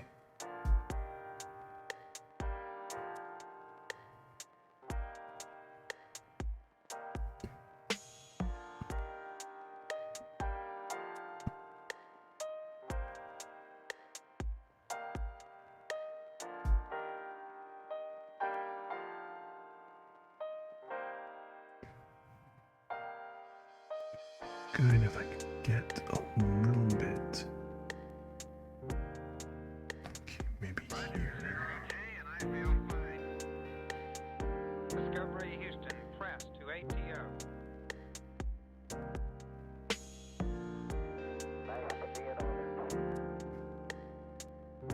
Liftoff of mission 41D, the first flight in the orbit of Discovery, and the shuttle has cleared the tower. All right. 3, 1, 0, 0, Discovery, go and throttle up. I don't think that's bad. Computers now have primary control of critical vehicle functions. Right side. Now I just need to make the left side kind of mirror that.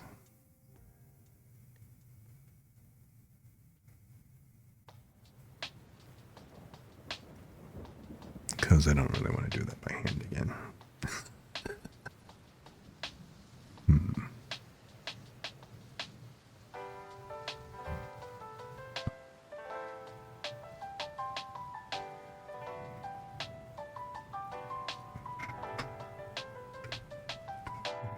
Give him a bit of an eyelash on top. Just a slight one.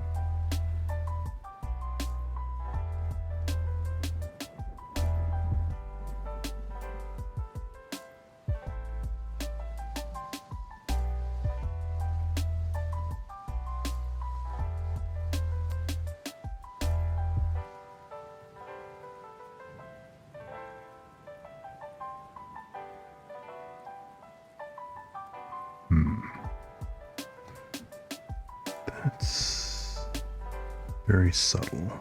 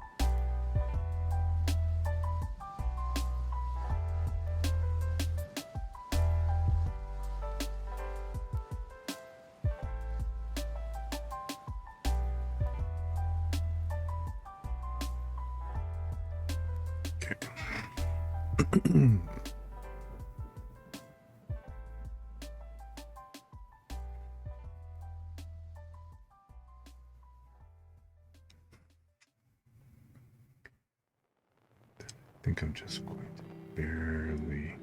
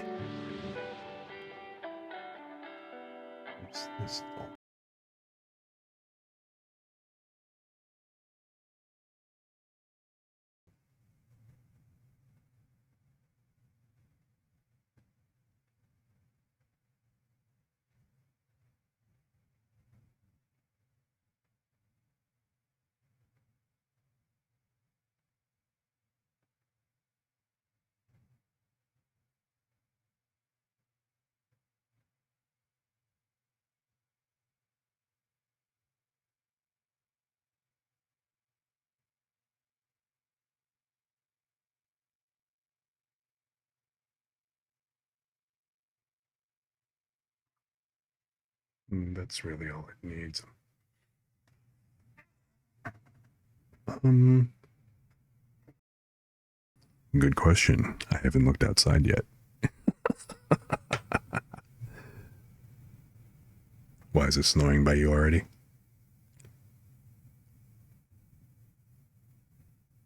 Ah. See, they say that Northwest Indiana is supposed to get like a lot of it, so around that area.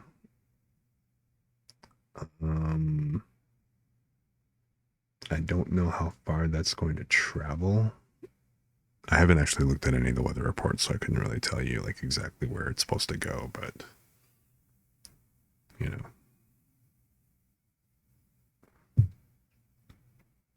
It's kind of like, who knows? How far in the corner does this actually go? Like, if I did this here, where does it show up at? Where is this corner? Oh, all the way in the, literally in the corner.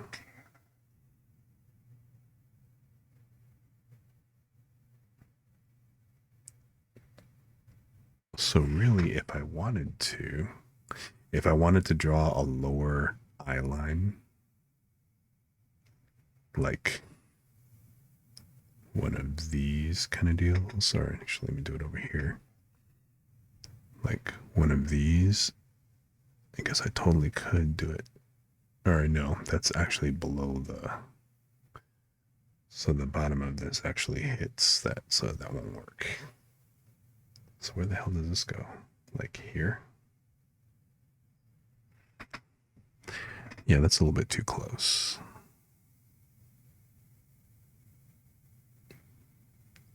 Seems like it'd be an interesting effect though. Like getting it like right up in the corner. And then having it do something like this.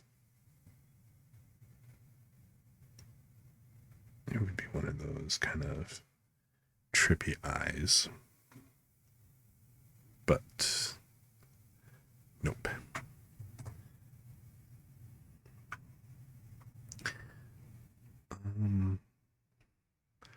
I think I kind of like that on the right eye. Let's see here. No, don't want to pen that out. Don't want to pen. I mean, again, looks male. Not overdone. Okay, you know, the top lash on the corner does kind of seem to be a bit much, so I think I should get rid of that.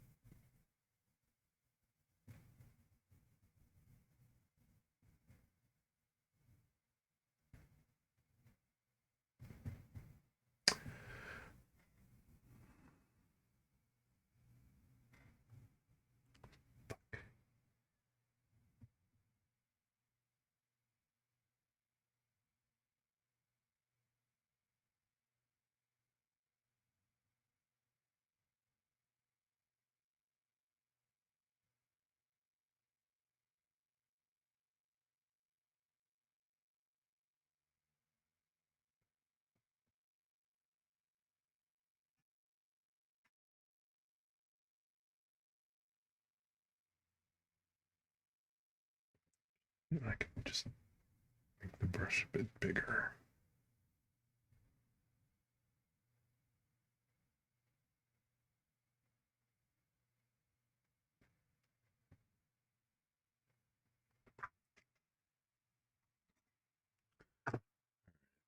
That doesn't look bad.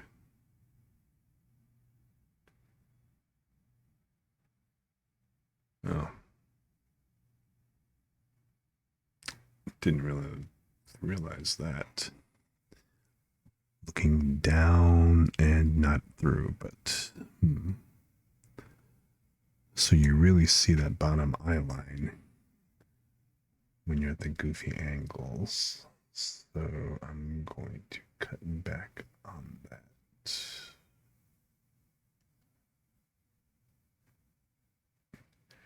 And and just keep it subtle.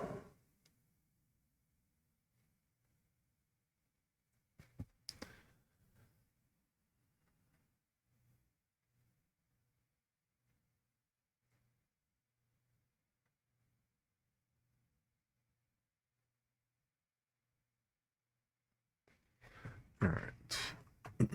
So about like that. So if you're looking dead on, that's not bad. Looking at the corners, you get a little bit more of the eyelash. Looking down. And again, exactly how close or how many times is the model going to be that close? I wouldn't expect very often. It's going to be more like around here. So I'm going to export this layer.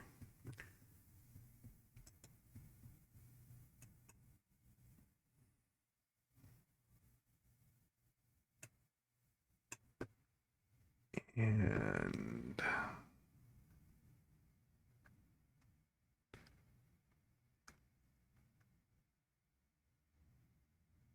call that eyeliner V2.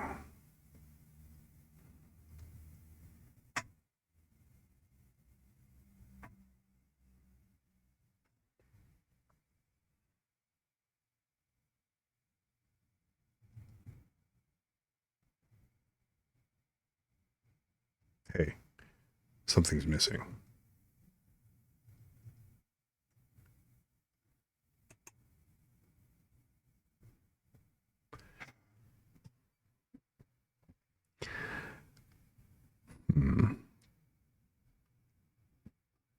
Seems like my connection to YouTube has fritzed again.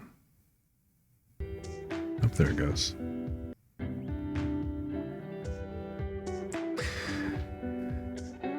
So I was actually kind of thinking, I mean, this was part of the plan all along because I wanted to play like some custom beats and stuff and custom tunes, like ambient sound. Kind of like how some of the ASMRists, they'll get on and they have like, the xylophone or the kalimba tune, like tones, the dings, stuff like that. I wanted to actually have like those kinds of sounds and also have that kind of pitched in.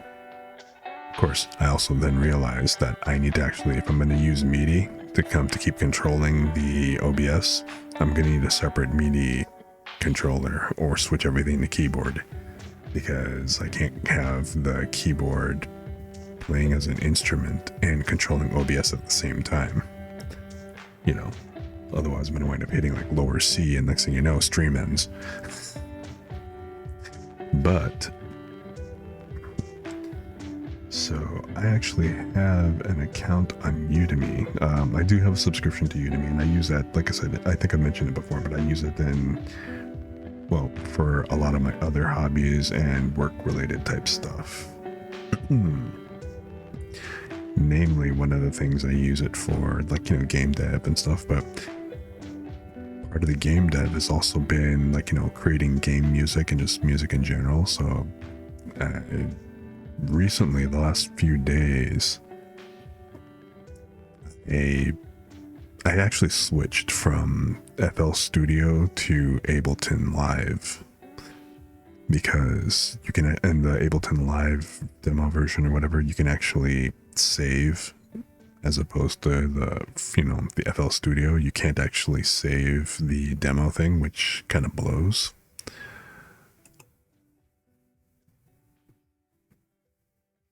So, but I'm thinking that what I can do is,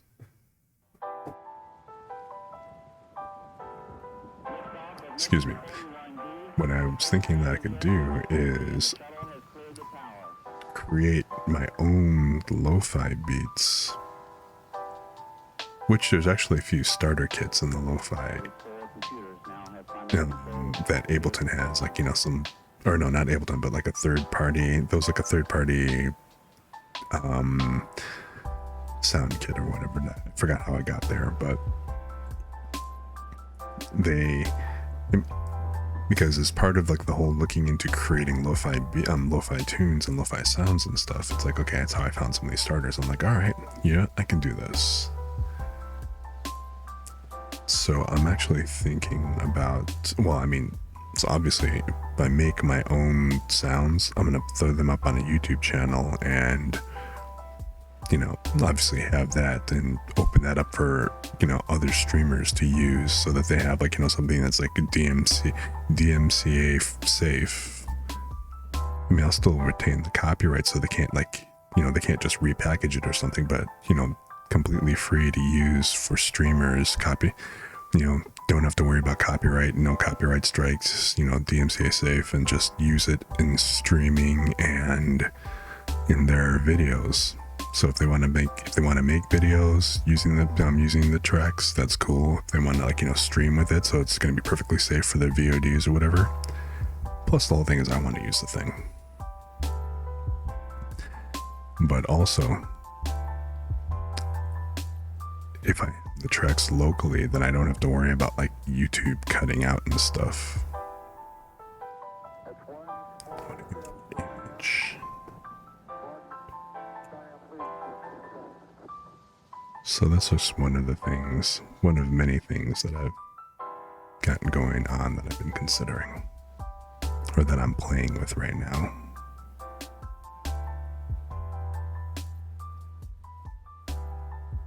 So let's open this up. It's a new layer.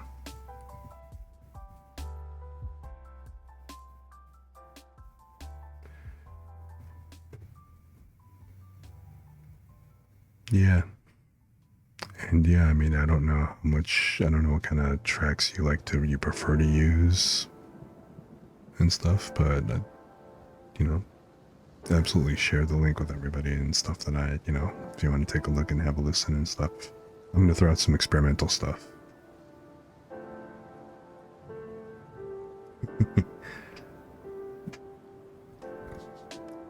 I know a little teeny tiny bit, so it's a learning process for me too. These. Okay, so that's the new.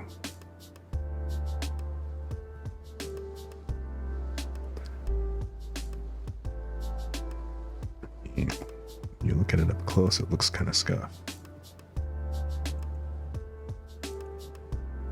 That's what I want.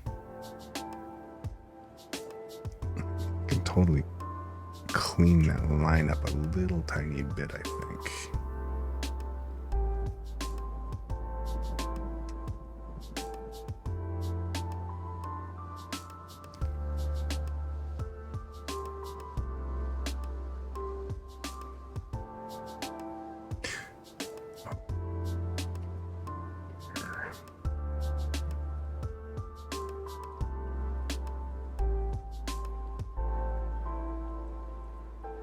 But yeah, I'd appreciate if you have a listen to some of those tracks and stuff when I actually put them in. Like, you know, let me know what you think. Now all of a sudden the undo wants to do something else, or it keeps wanting it the undo instead of the color picker. Oh, because I'm not on the pen. That would do it.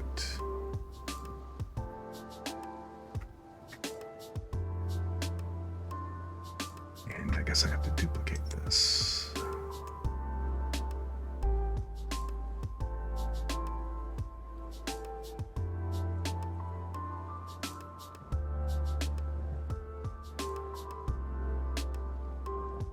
No. Still won't let me draw on it. Why is that exactly? Folder, brush layer below, enable mask, bloody.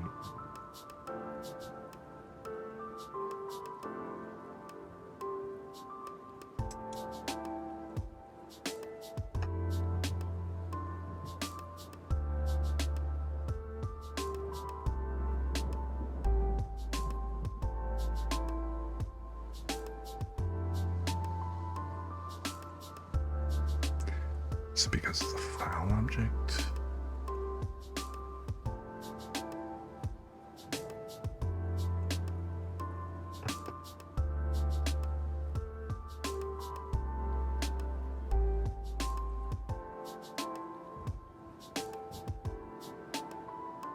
Come on, I do not want to redo this.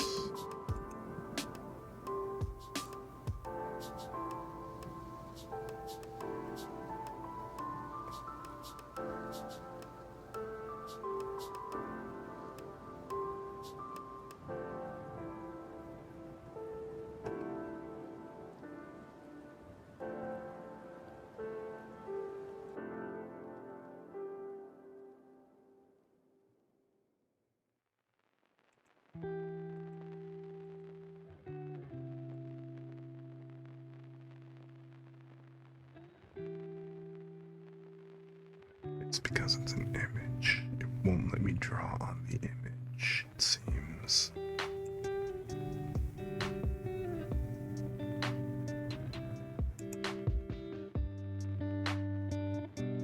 Or will it? No, it won't. Nope.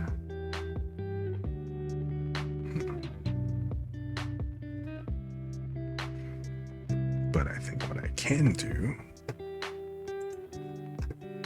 so if I take this and actually make a layer via a copy,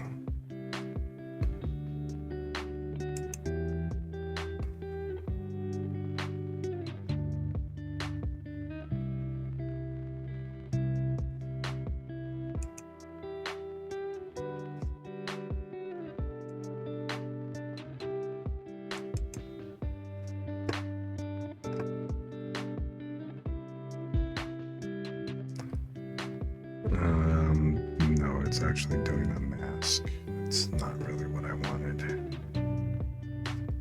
Fucking hell.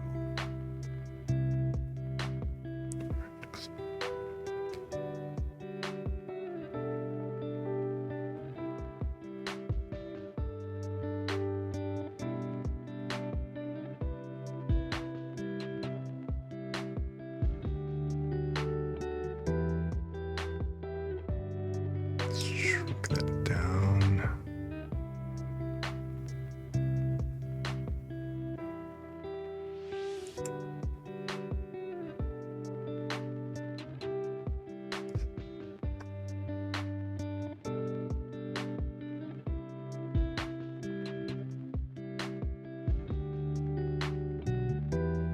Okay, so I admit, times like this I do kind of miss the magnetic lasso in Photoshop.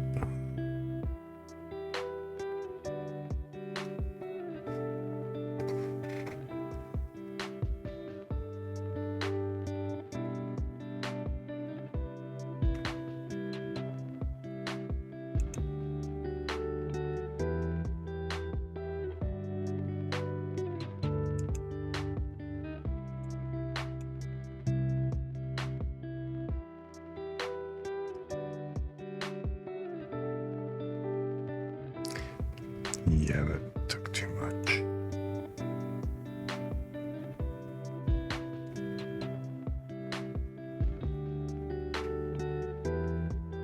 A spider ninja fight from Naruto. Oh, you know what? That actually kind of reminds me. Do I have this here? Alert. Chat. Okay, Studio Paint. Hang on 1 second.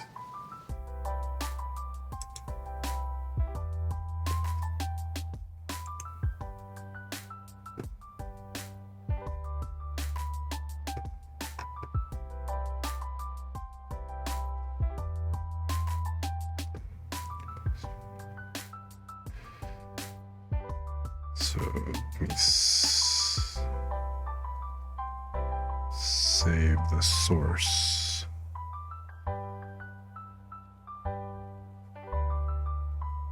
Oi.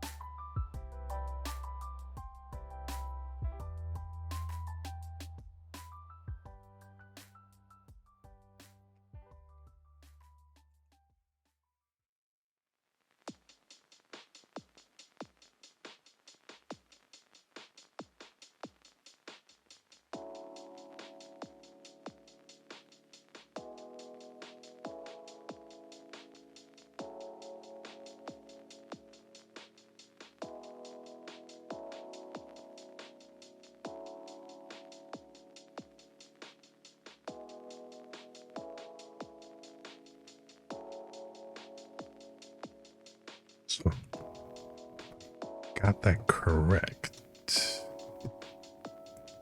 then center.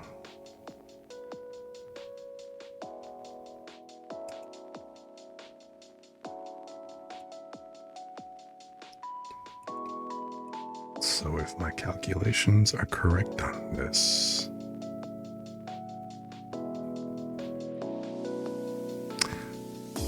oh, that's what happened. Chatterino barfed on me.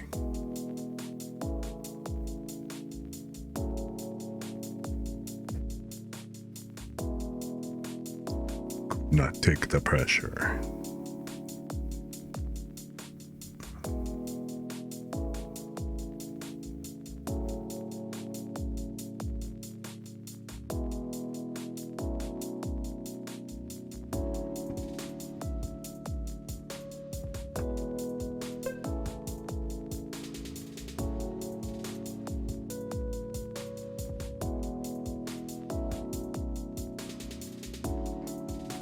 So let me see here.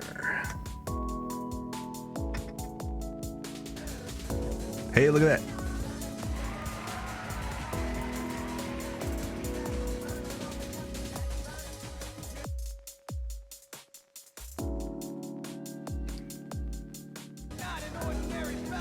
Except, why did Stream Elements not give you the shout out?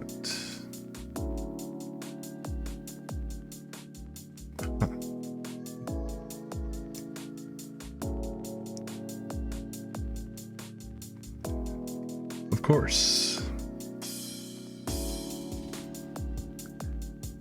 It's like I got it mostly connected, but it did not. Let me check Stream Elements and make sure that, because like I thought that should have been enabled by default.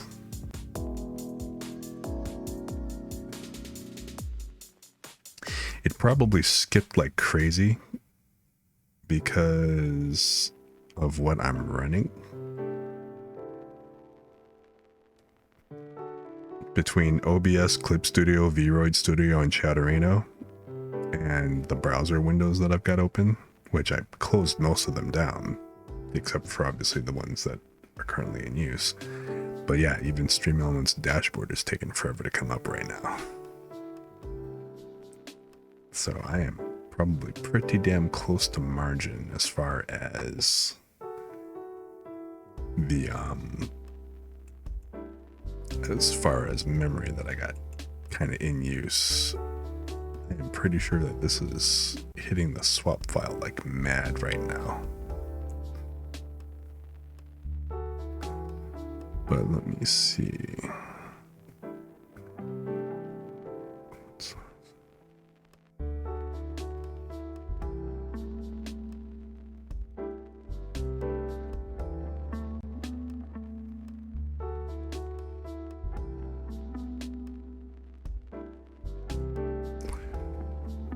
Huh.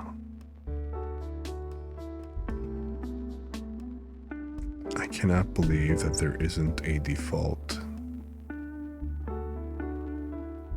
There isn't a default shoutout in chatbot. That makes no sense.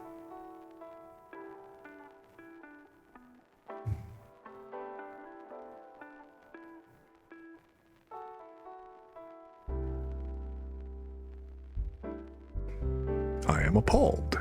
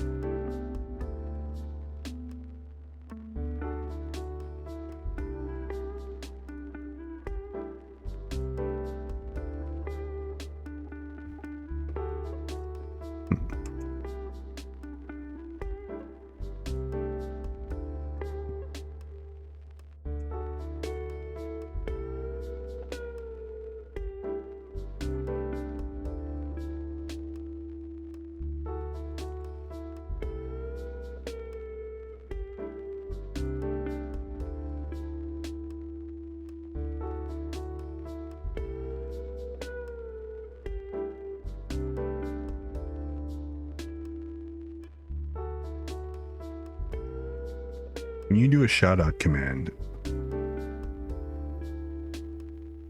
do you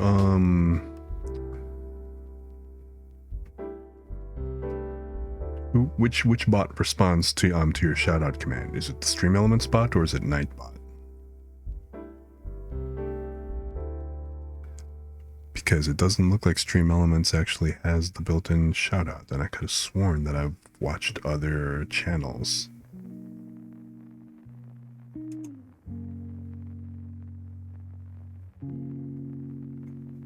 doing a shout out.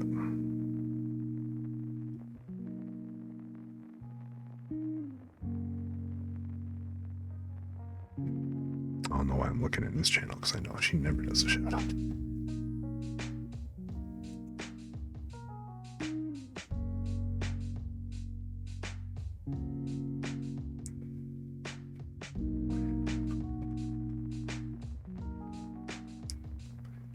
Hey Bez, can you do a random shout out on your chat channel?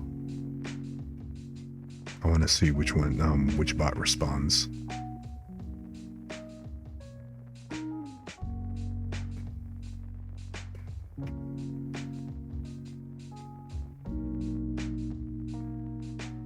Oh, my bad. I didn't notice you were live.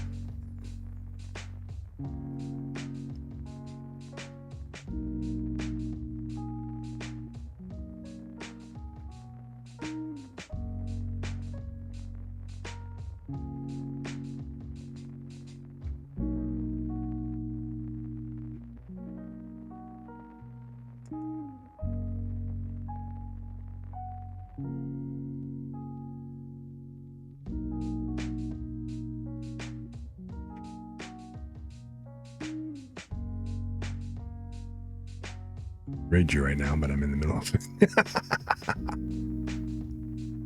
So, although it's 12, so I'm gonna probably be stopping in about 15 minutes. So I'm gonna raid you then. Okay, see, it is. Stream Elements does. So why the hell didn't it do that?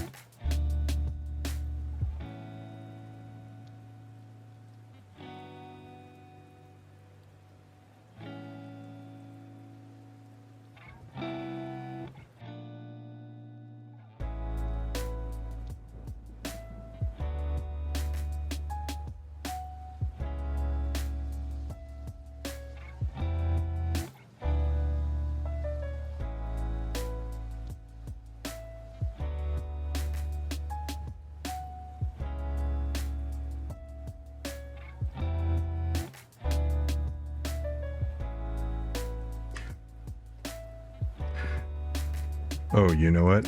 I think I actually figured out what why that is.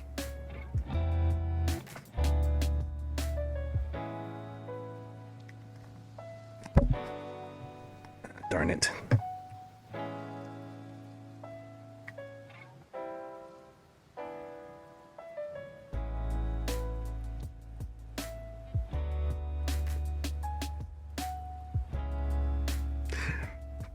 I kind of assumed that your voice was fine, and I knew that you were eventually going to just start playing with that.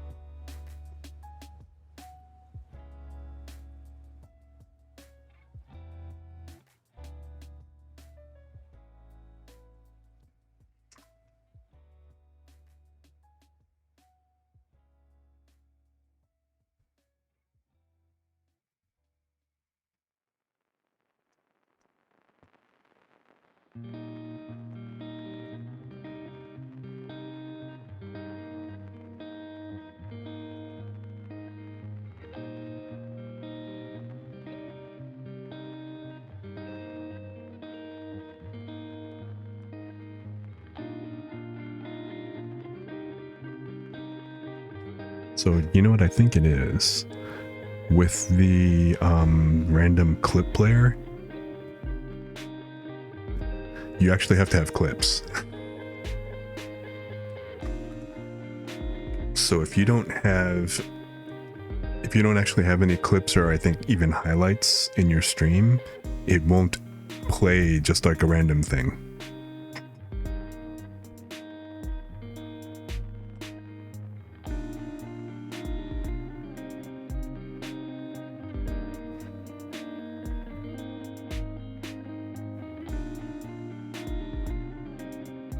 So because I actually tried it, I tried the shout out on a couple of people where I saw that they didn't have clips, kind of like me, and they didn't have any clips play either. So I'm pretty sure that that's what it is.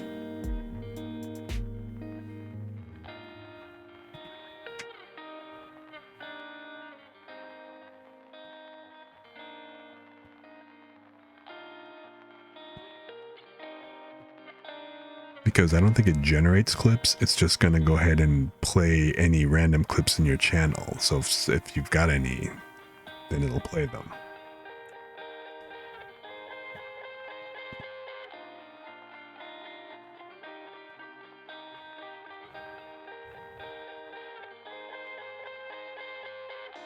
Yeah, see, I think that's what it is.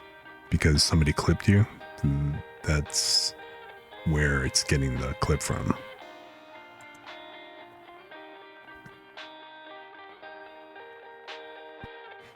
So I'm thinking I'm going to make a couple of highlights in the game streams that I've made.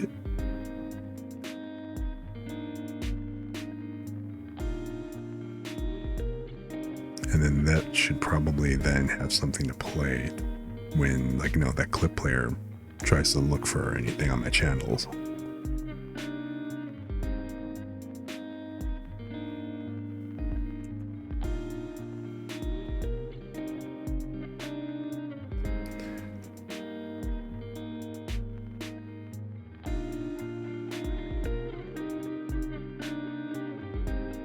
Oh, wow.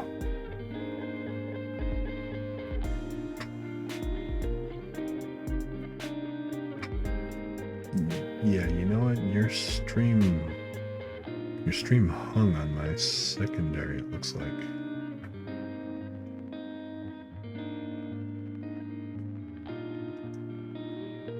Nope, there it goes. I had to pause and play it again, and I kind of caught it up, it looks like. So yeah, I totally missed it. So you're listening to my stream, and I'm listening to your, and I'm, watching your stream. That's hilarious.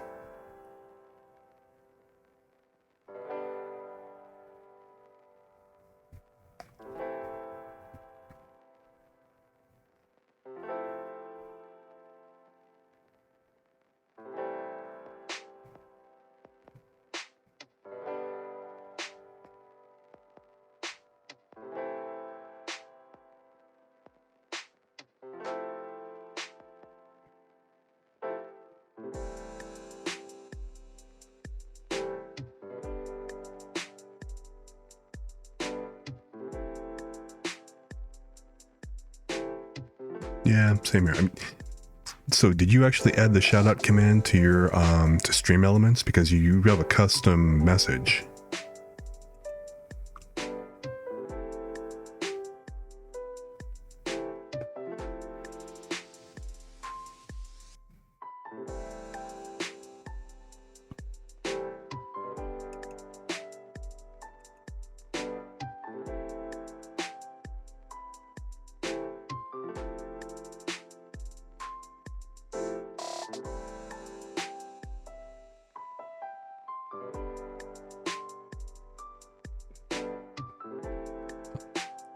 Play with it.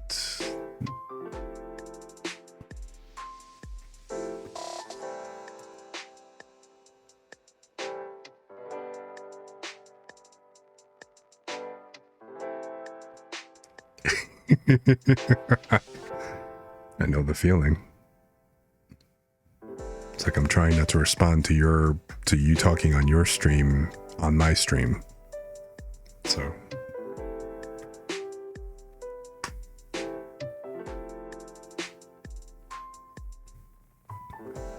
it's like, come on, answer the nice robot lady spider.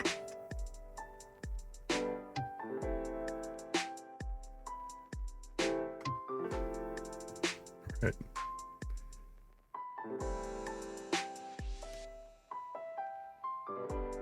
So why the heck didn't it actually go ahead?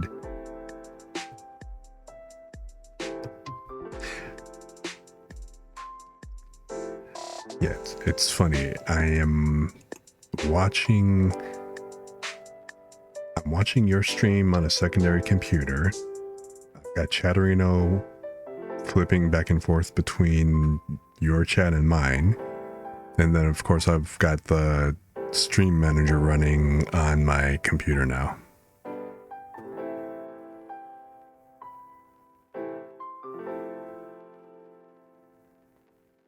And actually, let me unpause this and let me play the live stream, because I want to see how this looks now. It's like, I know that the shout out is actually part of the Twitch Guru stuff, because that just works.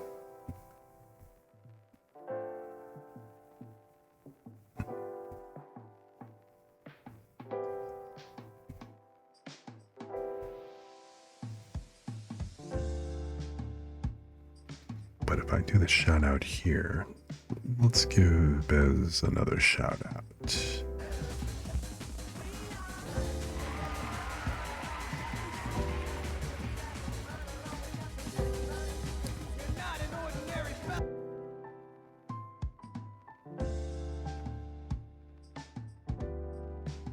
Yeah, the only thing that bothers me is that the shout out works.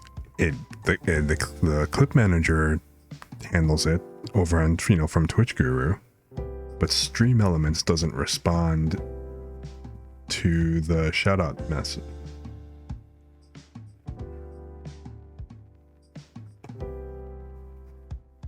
So wait a minute, is Stream Elements here?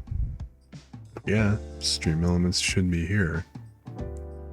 Wake up, stupid bot.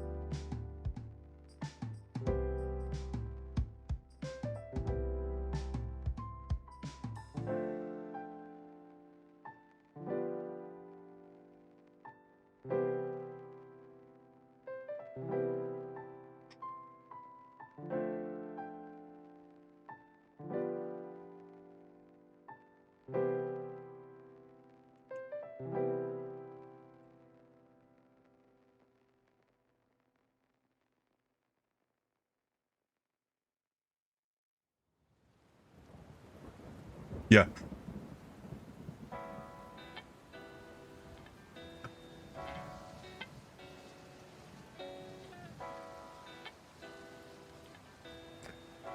Okay, so you did actually, it is a custom command.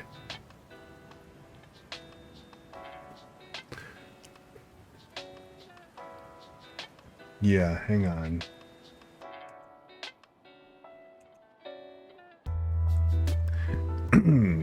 Okay, so that's what I thought. It is a custom command that you had to run.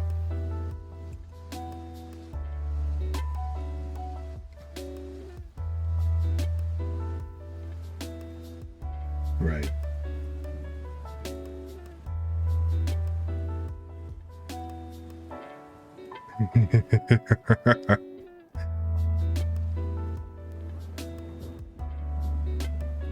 Yeah, give me 1 second. Let me grab the variable things.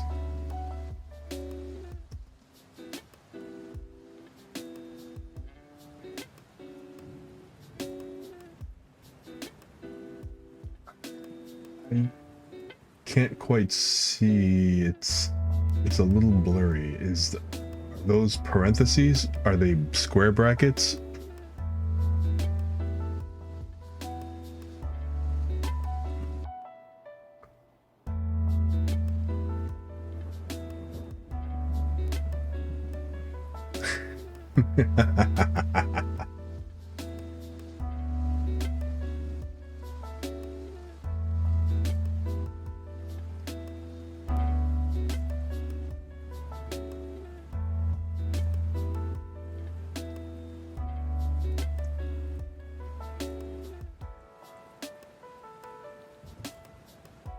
Oh, you did?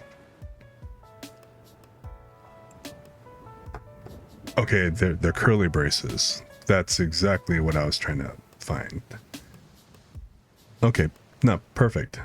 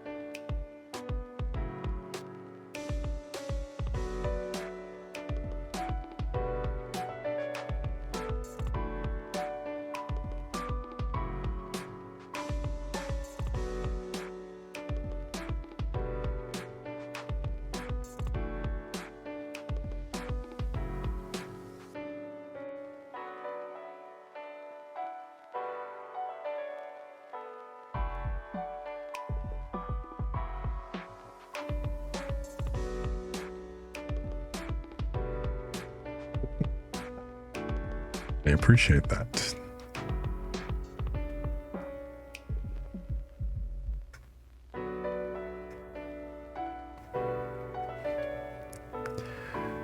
Wouldn't it be kind of messed up if you were to take so suppose you let somebody so you're on a test, you let somebody cheat off of your tests and stuff, and then you deliberately go ahead and give all the wrong answers and then wait till the very last minute right before you're supposed to hand in the answers and stuff, and then you change all your answers to the right ones.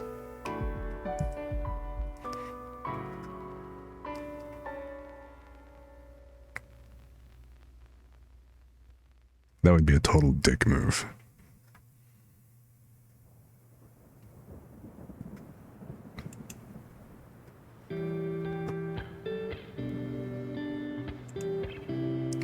So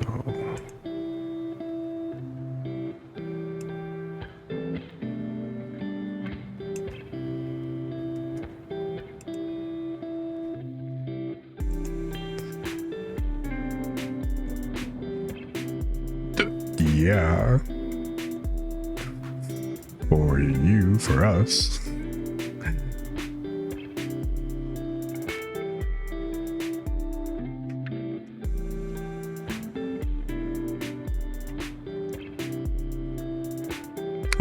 That's right.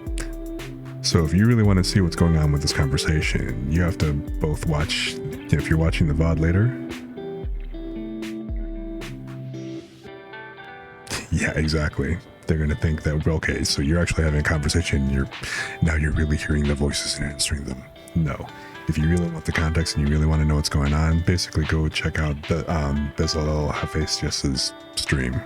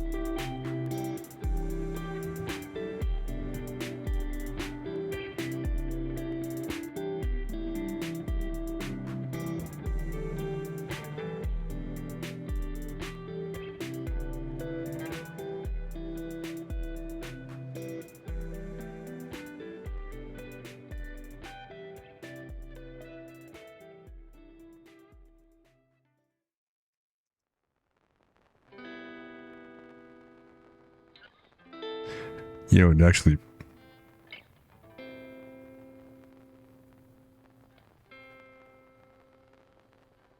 Oh. See, I was actually just about to say, what would be really funny is if people were trying to bounce back and forth between our two VODs to pick up this conversation, and then we both start randomly talking about other stuff that has nothing to do with the with each other's channels. Talk about completely throwing people off.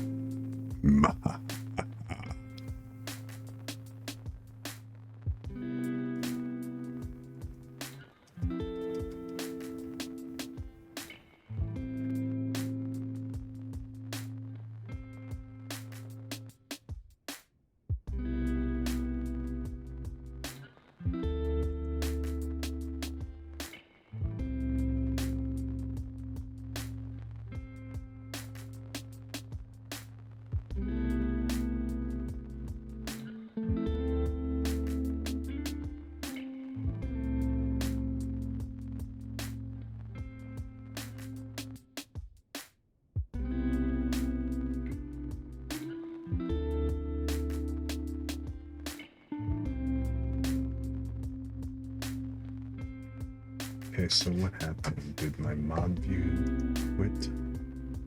Yes, network error. That's why I don't hear anything.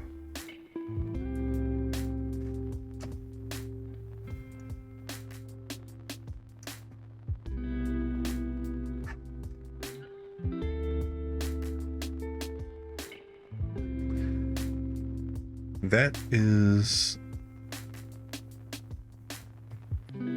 actually historically philosophical debate. Like, if you completely swap out all the parts of a vehicle, a ship, or a building, whatever, is it the same thing anymore? Or is it just a completely new thing entirely?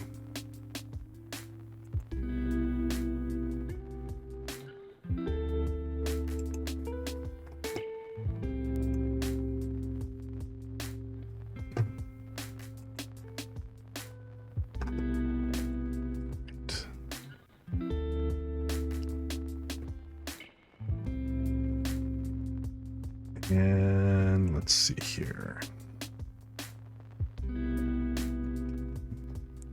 Once more with gusto.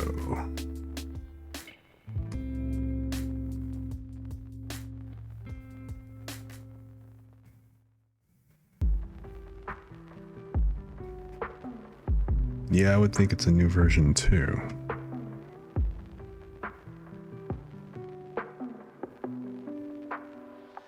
Oops, I know what's missing.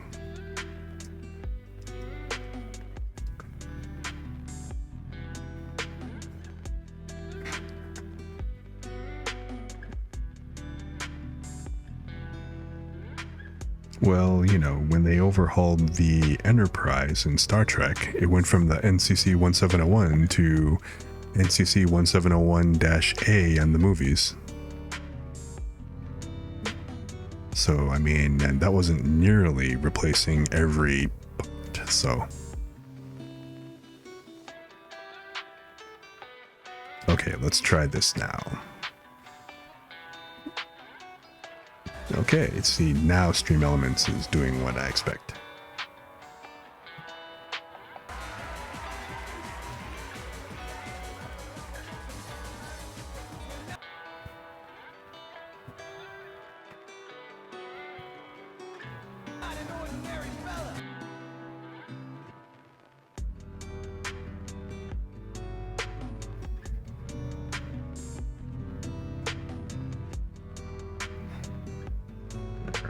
So that worked. So now my shout out both plays a clip as well as giving out the shout out with your Twitch link.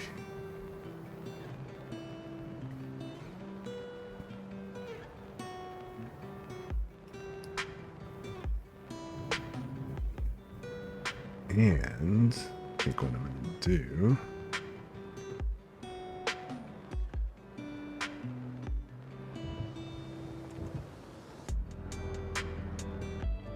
Yeah, I'm gonna go ahead and do that next, and then that way see if that works, if that makes any changes.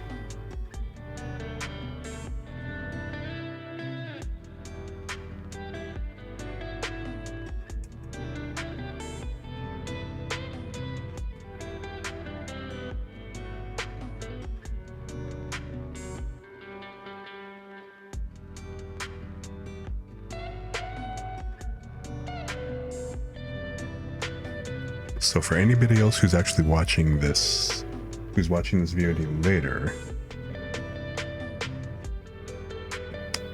I appreciate you coming out and hanging. Oh yeah, you know what? That's true. I can. Like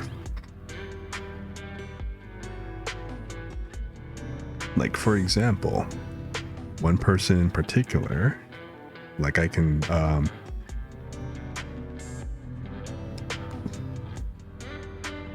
I'm gonna go ahead and throw a shout out to, you know, my girl Whimsies.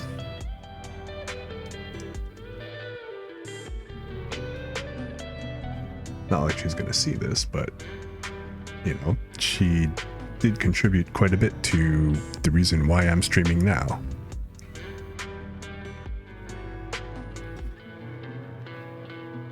So let's just go ahead and I mean, I know she's not on the channel.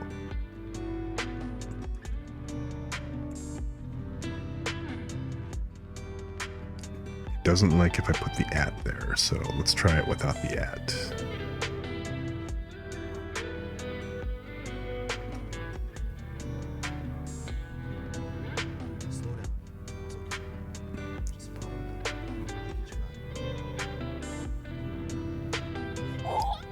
What they did? What?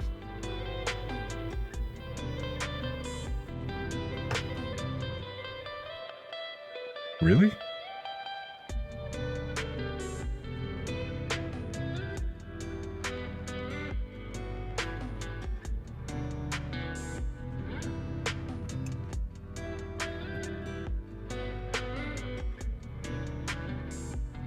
I mean, okay, I'm looking at my chat. Activity feed. Yeah, I don't see where.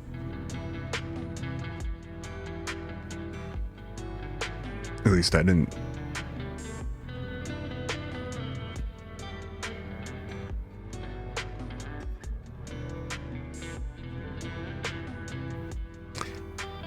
Yeah, I didn't see any shout. I didn't see anything in my activity feed when you shouted me out. So.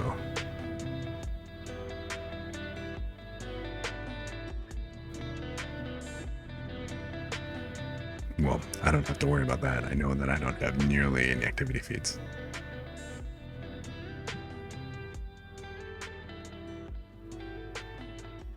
Really?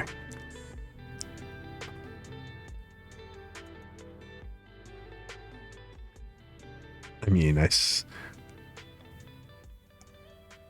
it in the, I see it on Chatterino, but then that's because I happen to be in your channel. But I don't see anything about your shout out over here on the creator dashboard in the stream manager.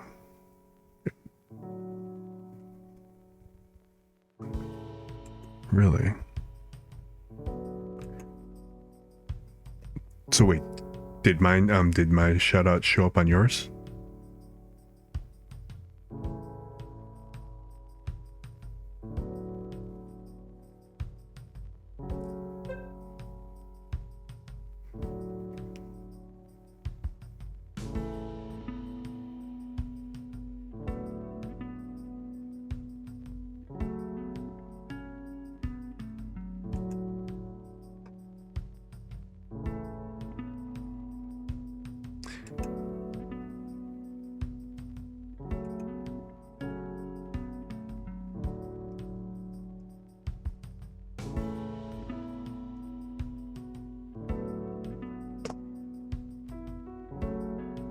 Oh, wait.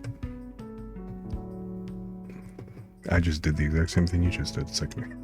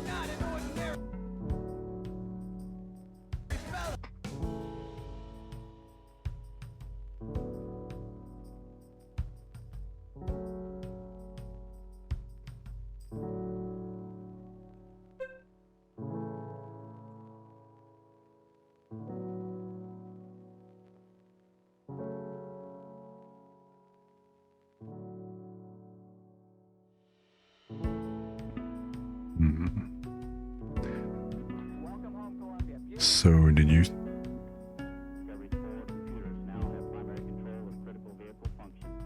Yeah, I don't have so I still don't have any clips, so you won't see anything from me. But did you get any notice? Did anything show up in your activity feed when I did the shout out?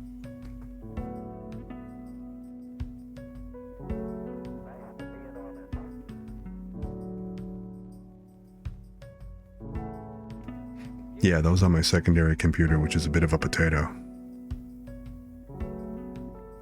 I was about to say hi to Vin, and I suddenly remembered that they're not on my channel.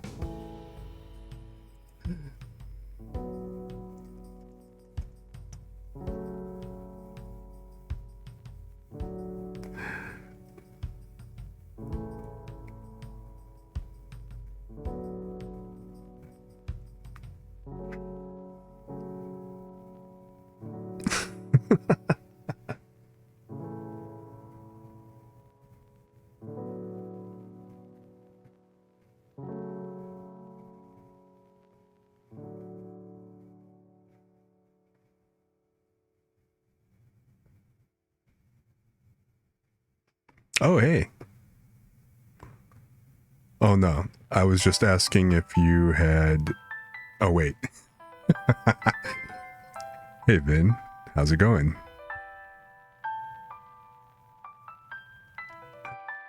Oh, and thanks for the follow. So that's what that looks like. It's live. Nice.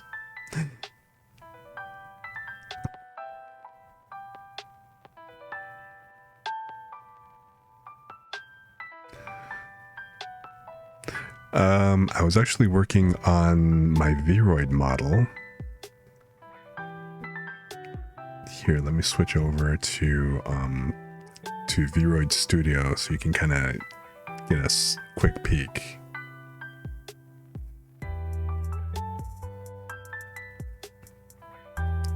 So let's see here. Yo. Oh. So yeah, Bez and I have been talking to each other on our stream, so because we're both watching and listening to each other. So on our so on each of our VODs, it's gonna be like we're having a one-sided conversation into like nothing.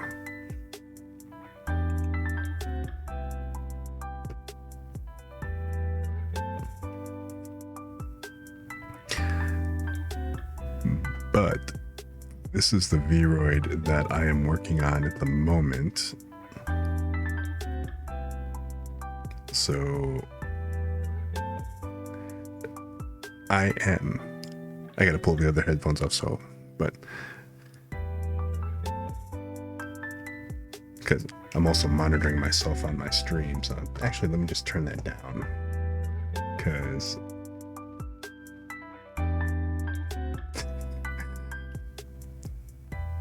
that robot lady voice of Bez's just sounds so hilarious. Yep. So now, eventually, he will eventually have hair, but I haven't gotten that far yet. But the main thing is I've started customizing him from scratch. So, and I have been taking some of the textures, and I started off by kind of painting them here in Vroid Studio, but there's only so much you can do. I mean, the tools in Vroid, it's nice that, but they can only do so much. So I've been actually kind of taking some of the textures and stuff like the eyebrows and the eyeliner, and I put them inside of Clip Studio Paint to go ahead and do a bit more detail work, because otherwise it would look a little fuzzy and janky if you tried to just simply draw it, because the brush just isn't really tight enough to do a really good job over inside of Vroid Studio directly. But since all the textures are PNGs, it's not really that big of a problem to go ahead and take those, put them into Vroid Studio, do the edit and do whatever painting and do the detail work there, and then turn around and import them back into Vroid Studio so that you can customize your model. Yeah, it's a pain. I mean, it does, but the end result does look good, and it's like I was telling Bez, I'm trying to keep my model from looking like bargain basement Kirito, which that's apparently the complaint about a lot of Vroid models, just that it doesn't, they all look the same. So I'm kind of thinking that already, just with this degree of customization, that it's actually looking a lot better than quite a few. And I'm not going to do like the canned hair. I'm going to actually go ahead and turn around and draw actual hair on. So, plus I've actually turned off. Yeah. Yep. Yeah, I mean, everybody hates on Kirito, but so we were actually kind of joking, because he kind of, because as it stands, I don't have a character design sheet that I'm going off of. I'm letting the character just kind of evolve as I'm creating it. And we were joking earlier that he kind of looks like Mark, I can't remember his last name, but the guy who plays the chairman's son in or the chairman's nephew in the American version of Iron Chef. That's kind of who he reminds us of. Yeah, I liked Sword Art Online too. I actually loved it. You know, people just like to hate on it. You know, whatever. So I'm eventually going to finish shading the, you know, I'm gonna smooth out the shading on the face, darken the skin tone to, you know, to this tone that I've actually put up on the bodysuit. Now I drew a bunch of lines, so this isn't really like, you know, what it's gonna look like, but I wound up drawing a bunch of lines on the bodysuit just so I can kind of line these up on the textures. Yeah, you know, I don't really know why everybody hates on it. You know, I mean, people, okay, I can kind of see where objectively they want to talk about how it's a little bit generic in some ways, but you know, there are a lot worse shows out there. So, but these guidelines on this, I'm using these guidelines as an overlay, like where to place the actual shading. So I'm going to wind up hand painting all the shading instead of using the built-in baked shadows from the 3D model.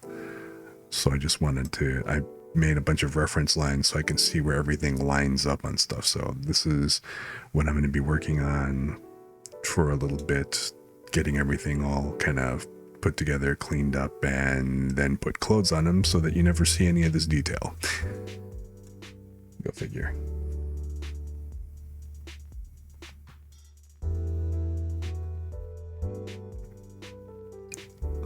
So this is my next evolution from PNG tuber to Vroid 3D.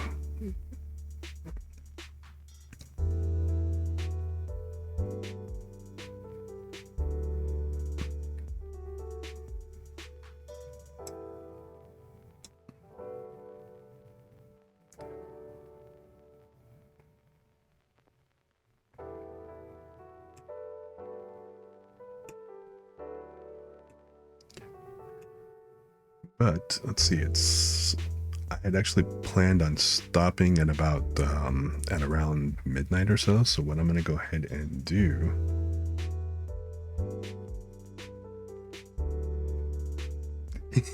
yeah, you know what, I think what we should do between Bez and I, we should each clip our parts of the conversation and then just simply make one big video bouncing between the two of our streams. So I think that's actually what I'm going to wind up doing. I'm going to go ahead and take the I'm going to clip out my parts of the conversation, take Bez's parts of his from his stream and clip those, and then I'm just going to blend them into one video and put them up, and that would just be hilarious. So we can prove that we're not actually talking to ourselves. You know, it's not the voices in our head, it's the voices on a different stream. It's just that I say something here, Bez replies on his stream, I wind up replying back over here, and anybody who else is on the channel is wondering what the hell is going on.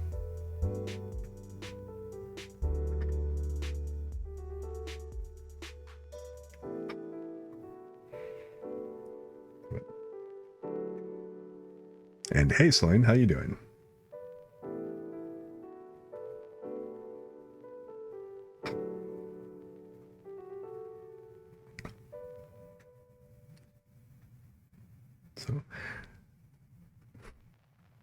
So as you can tell, I cleaned up the I redid the eyebrows to something a little bit better, and I also cleaned up the eyeliner on, at least on the right eye on this. I'm in the middle of actually, I'm gonna have to copy this over so that both eyes match up.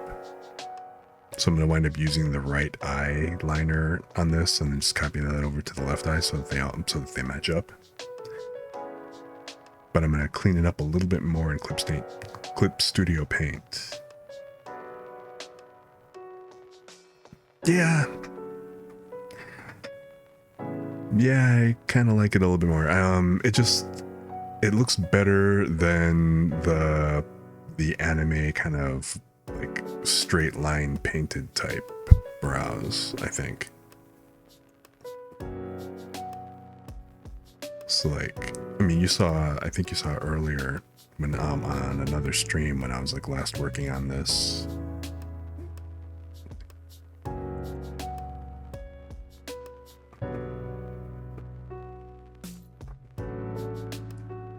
So initially with the brows, that's creepy looking.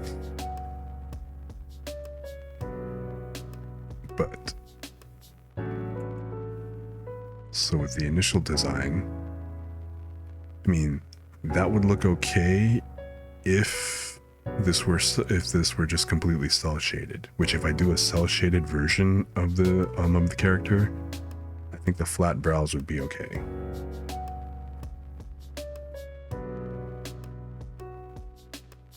Yeah, and like, you know, those the lines that they have, or, you know, the little dots, which, you know, kind of look cool on one level, but they're not the most masculine eyebrows.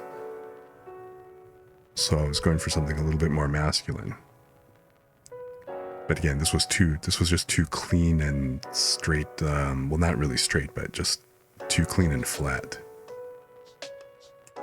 So I changed this up, and the first version, which you saw, which was kind of more like this, and I dropped in a little bit of highlights, but I didn't really like how the highlights turned out, and it's still a little bit too even, I guess.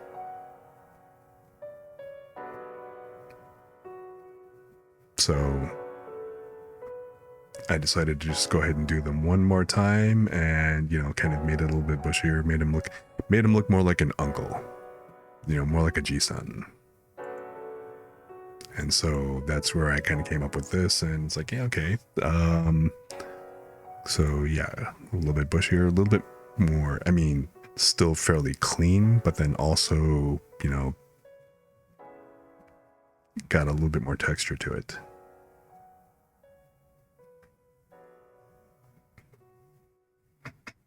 So yeah, it's coming together.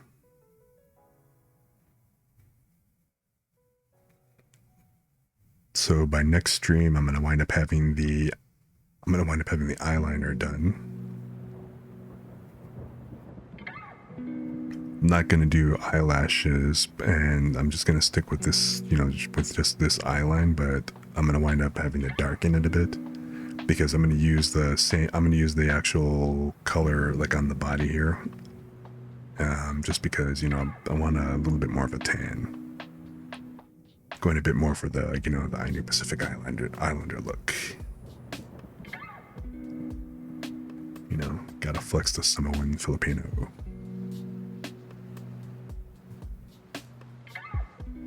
Gotta represent.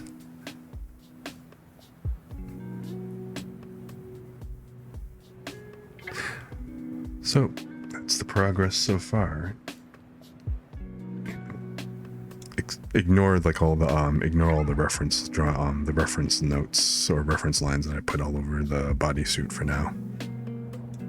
That's just marking where I'm going to do all the actual proper shading when I get done.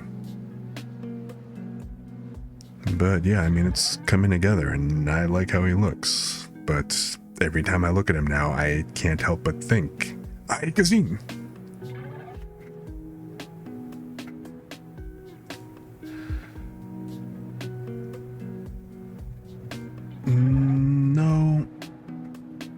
No, I'm sticking. Well, okay. Well, the whole premise with the PNG, actually, the whole premise. I mean, I only have a single sentence lore. You know, another VTuber warned us. You know those.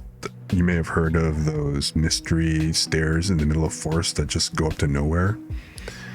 That was actually a running joke in a different stream, on a different VTuber stream, Whimsies. And, you know, it was like always a big joke. Don't go up the stairs. Don't go up the stairs. Stay away from the stairs.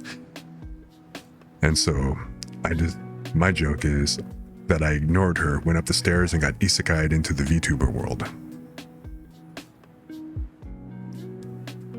So I'm going to wind up making an intro video, a lore video based off of that, where I'm just go up the stairs, and again, I just end up in nothingness. that's actually why I've got like, you know, the whole void section of me in the void and just a disembodied voice and a cursor. So the whole thing is I have to define my VTuber experience or my VTuber existence. Yeah, don't walk in the way. That's pretty much it.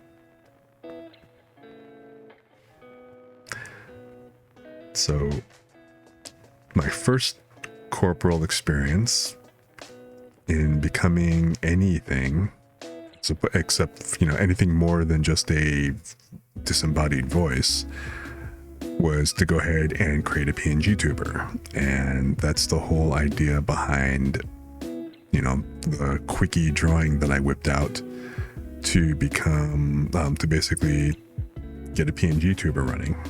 Which, again, what is going on? ViadoTube, are you listening to me? It's not responding anymore. It's, again, the mic got blitzed. That seems to happen every now and then. But so I created the VTuber. I created the PNG tuber, and right now he's basically just a disembodied spirit wearing a Jinpei, because I wasn't really quite, you know, comfortable with him just whipping out nothing. You know, looking a little too spectral. So, yes, I now have a bit more of a corporal presence, but I'm still kind of Caspery. With, like, you know, I mean, I kind of dig the Jinpei and everything, and, you know, since, again, I don't have a character reference sheet, I'm kind of making stuff and evolving as I go along. And so that's why I've just got, like, you know, the face shroud, kind of like in anime, like, especially, like, you know, Natsume's Book of Friends, where all, like, you know, the yokai would wear, like, all the shrouds covering their faces and stuff, and they'd have things like smiley faces or symbols or things like that. That's where I kind of got the idea for this. And the next step up from PNG tuber is to go the way of the Vroid. So I'm just kind of following a basic progression of becoming a VTuber. So the Vroid is the next evolution with regards to my existence. And then eventually, once I get you know, get the Vroid model up, number one, I plan to use the hell out of it. Then number two, after that, then I am going to mess around with Live 2D and then go to the, you know, go back from 3D to 2D and, you know, do a full-blown, a more like anime version of the character. And, you know, again, that's like, you know, the next level form. So the Vroid, this is not my final form.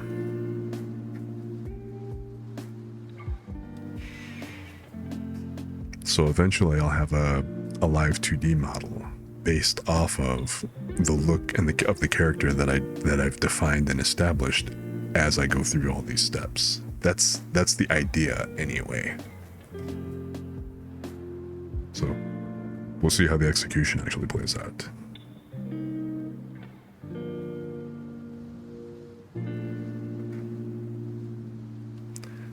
Oh, but I also decided the Vroid, yeah, he's still going to be in a Jinpei. I'm actually going, I found there is actually a Jinpei outfit in Vroid, and I'm going to alter the, you know, the base texture to kind of match the color and just make it a little bit fancier.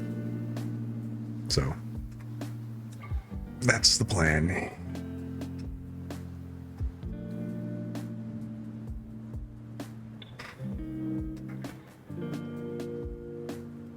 So yeah, stay tuned. And then that way I'll actually have a presence, again, with, you know, the lo-fi, the nice chill music, meditative, relaxing, cozy streams, playing a few games here and there. That's the whole idea.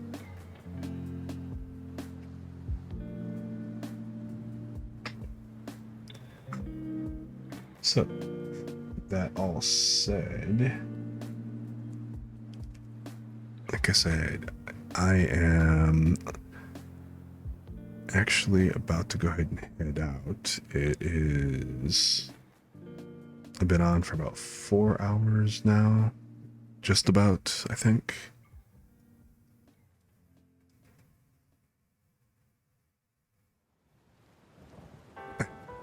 Jeez, oh geez, son.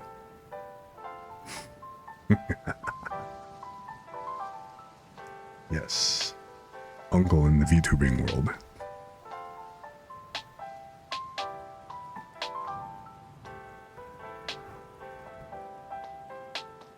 But anyway, you know what I'm going to go ahead and do? So I'm going to go ahead and call it a night over here. And since Bez is still on, I'm going to go ahead and raid my good friend Bezalel. I'm actually kind of excited because this will be the first time that I've actually raided anybody. Which I see that you're actually over there now already, and I'll wind up joining you all over on his channel and stuff, so we can just simply have a one-sided conversation and directly in his stream as opposed to going back and forth. Yep. Okay, so for everybody else who's been watching and stuff, and you know, whoever else is on, oh hey, so you know, this is on right now, or if he's already over in Bez's stream and not, but the gang, most of the gang's already over there, so I'm just gonna go ahead and head on over by. Oh, really? Oh, that's okay. I don't have any clips, so we're even, right? But, like I said, everybody else, thanks for hanging out, thanks for coming by and stuff, I really appreciate you, thanks again for the follows. So definitely appreciate it. You know, glad you came and hung out and stuff, and you know, just chilled and had a nice cozy time while I, you know, pretty much just messed around. Yeah, hey, but I was productive. So let's go ahead and I want to raid. Pick a live channel to raid. Silvervale. Hey, look at that. No, yeah, right. I don't think so. It's a whole lot of hell no.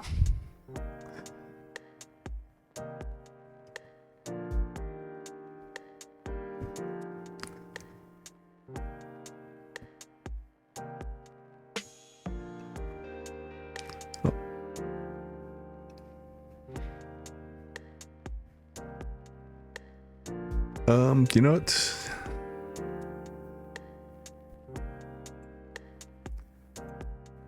I don't really have I don't have a raid message. This is actually my very first raid, so I haven't really thought that far ahead. It's not like we're going to take him by surprise because, you know, he's right there. So, hey. I'm just going to run with... Wait. You know, I'm just going to... Let's run with this. It fits. Ghost Uncle in a Jinpei.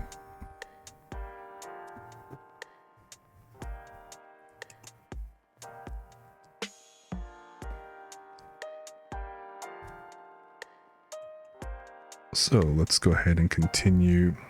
Wait, alright, hold up. We are unable to raid Bezalel. That's just at this time. So what? You must be this tall to get on this ride? What's it going to take for me to be able to raid somebody? Roger, 0J, and I feel fine. Discovery Houston, press to ATO. Why won't it let me raid? Or is it too soon? Am I too early? Liftoff of mission 41B, the first flight of the ever.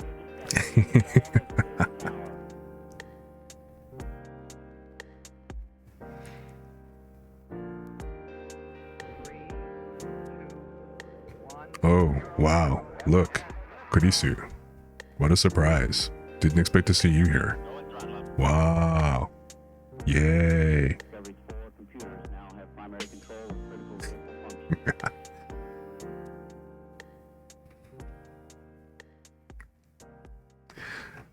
functions. Okay, so it's not letting me.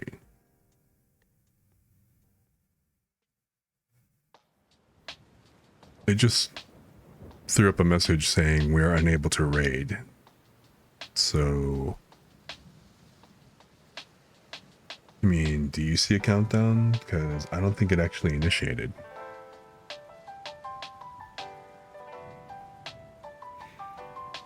Small streamer raiding another small streamer is too small to stream to raid.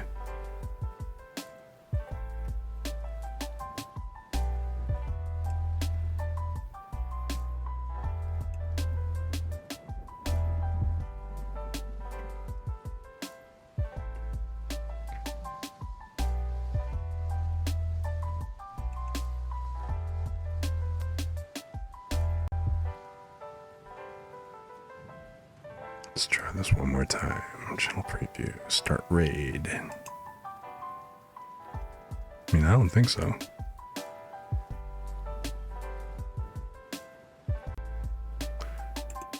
You know what this calls for? Asking Google. Uncle Google, what is the problem?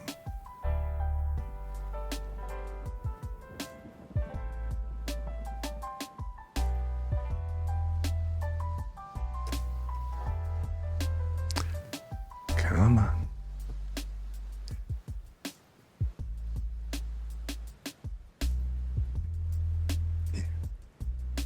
Oh, Uncle Google,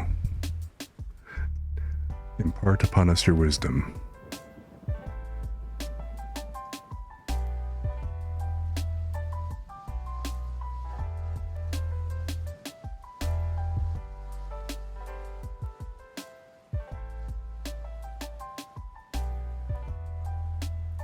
And then Google responds just like in those videos of what if Google were a guy. Why is Twitch not letting me raid? The channel you are intending to raid has enabled settings that do not allow you to raid them. So Bess is blocking me? Is that it? Have I been denied?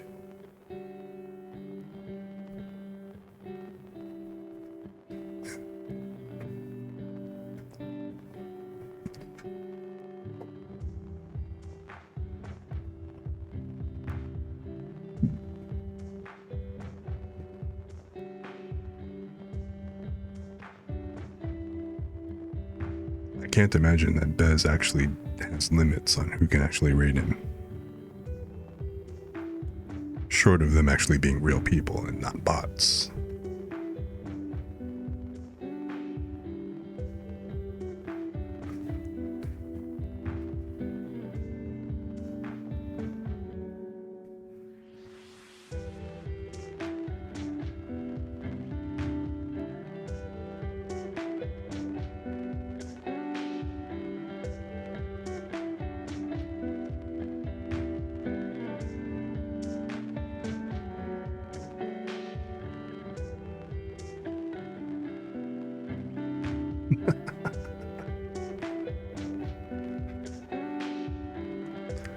It's hilarious.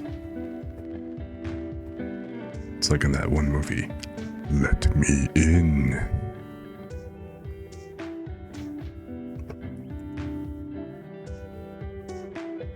I mean, I've actually tried to, I don't think it's actually on Bez's end. It's probably a limitation on my end or something, because I'd actually tried to raid Whimsies once and I got the same message. It wouldn't let me actually do the raid.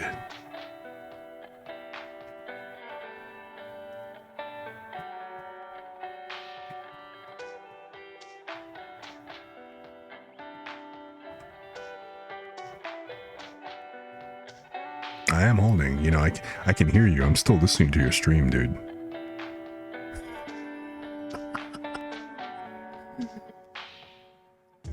because, you know, I'm pretty sure he's still here too, right?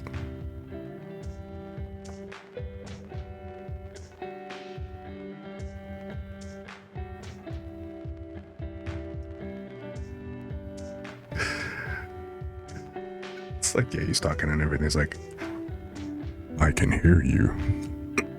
What? It's...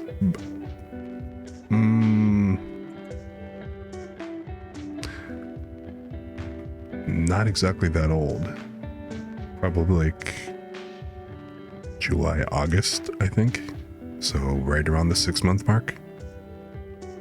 I'm very fresh.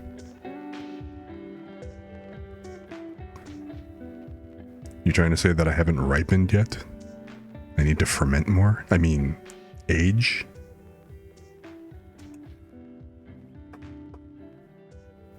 You know, time's a wasting. My biological clock is ticking here.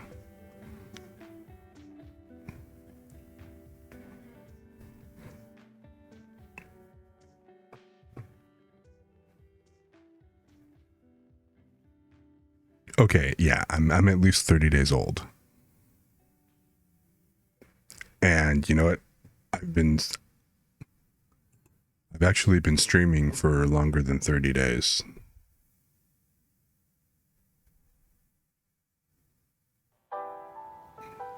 Well, technically, if I'm watching my own stream, isn't that a viewer by default? The first flight of the earthly discovery, and the shuttle has cleared the tower. I mean, Vin's here too, you know?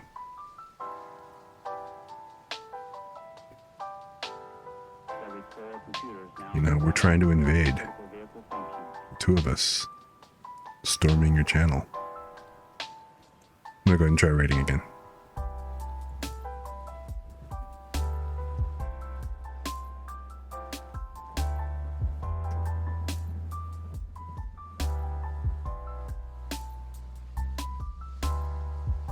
I'm trying to do the raid through the stream manager.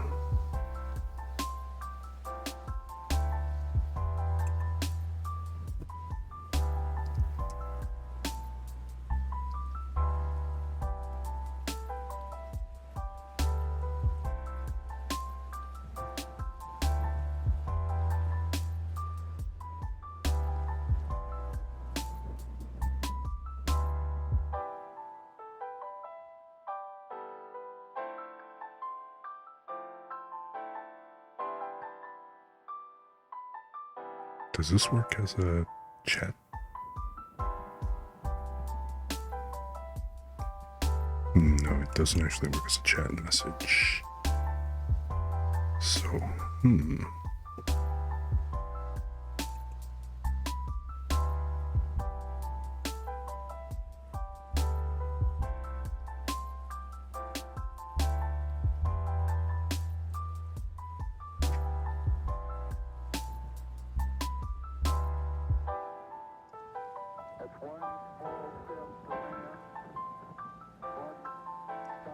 I love how we're just sitting here kind of troubleshooting while there's, like, you know, light music playing in the background.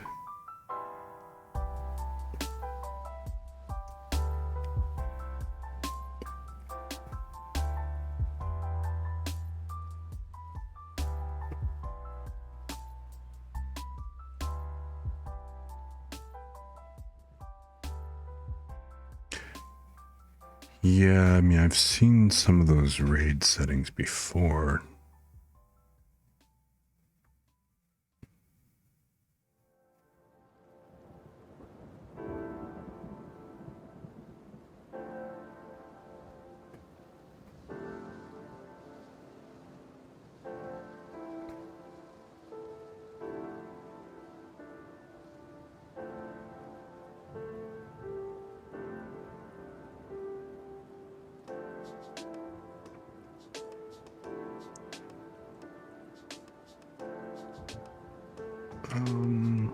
Let's see here. I am checking.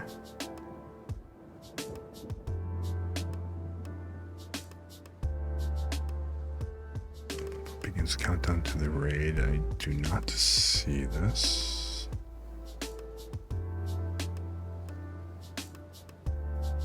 I am not seeing any settings. All the settings I see for The for controlling raids are all for inbound raids, not for controlling whether or not you can raid somebody else.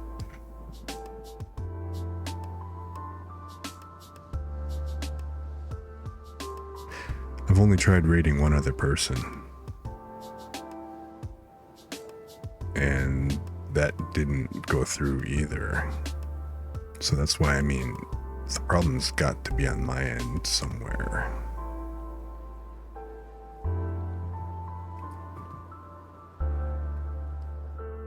And the only thing that Twitch Help says about it is, if you attempt to raid a channel, you may see a notice preventing you from doing this.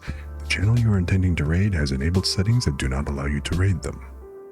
You have been denied.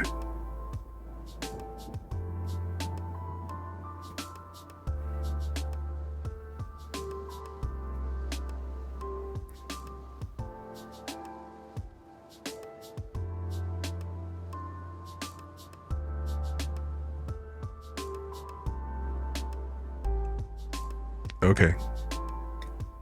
Let me give this another shot.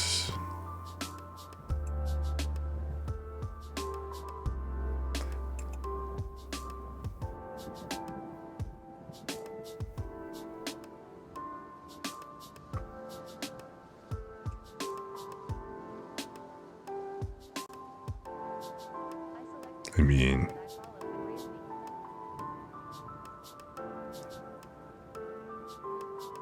so I've got the channel preview going. It's showing that you're there, so I'm going to start the raid. And survey says we are unable to raid Bezalel, at least just at this time.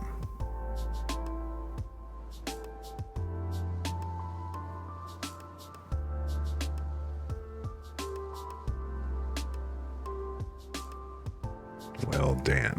It looks like we will not be storming the castle.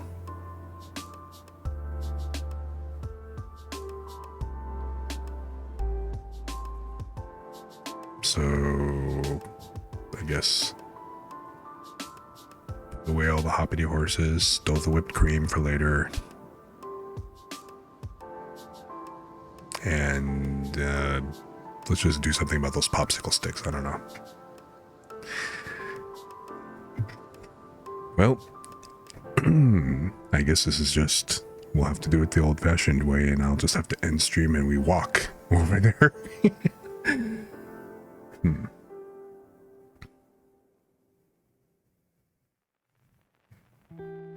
Yeah, I mean, the channel points I get because that computer locks up sometimes. So it worked after I refreshed that computer. And you know what else is interesting? I tried to get, like, you know, I tried to get my first badge by subbing, and it wouldn't let me sub either. Like, I don't know. It just has not been going well so far today. So I guess I will have to look into trying to get this raid on, like I said, some other time, and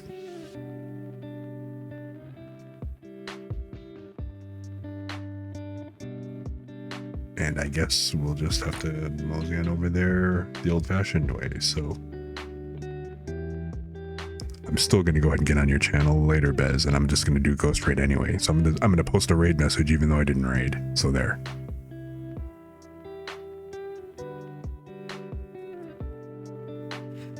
I'm going to pretend raid you.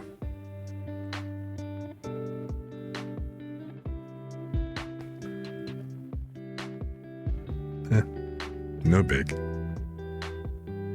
But yeah. There's no room in the car. All right. Well, I will see you. Yeah. Blocked indeed.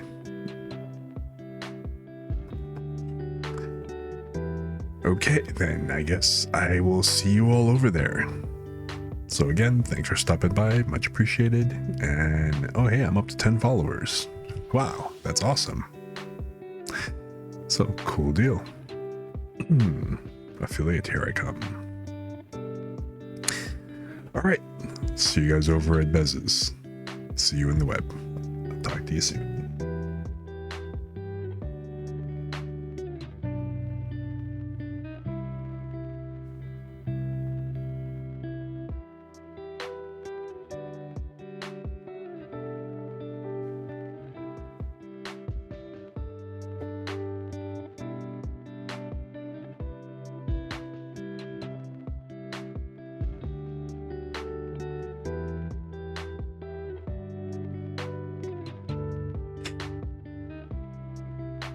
Hmm.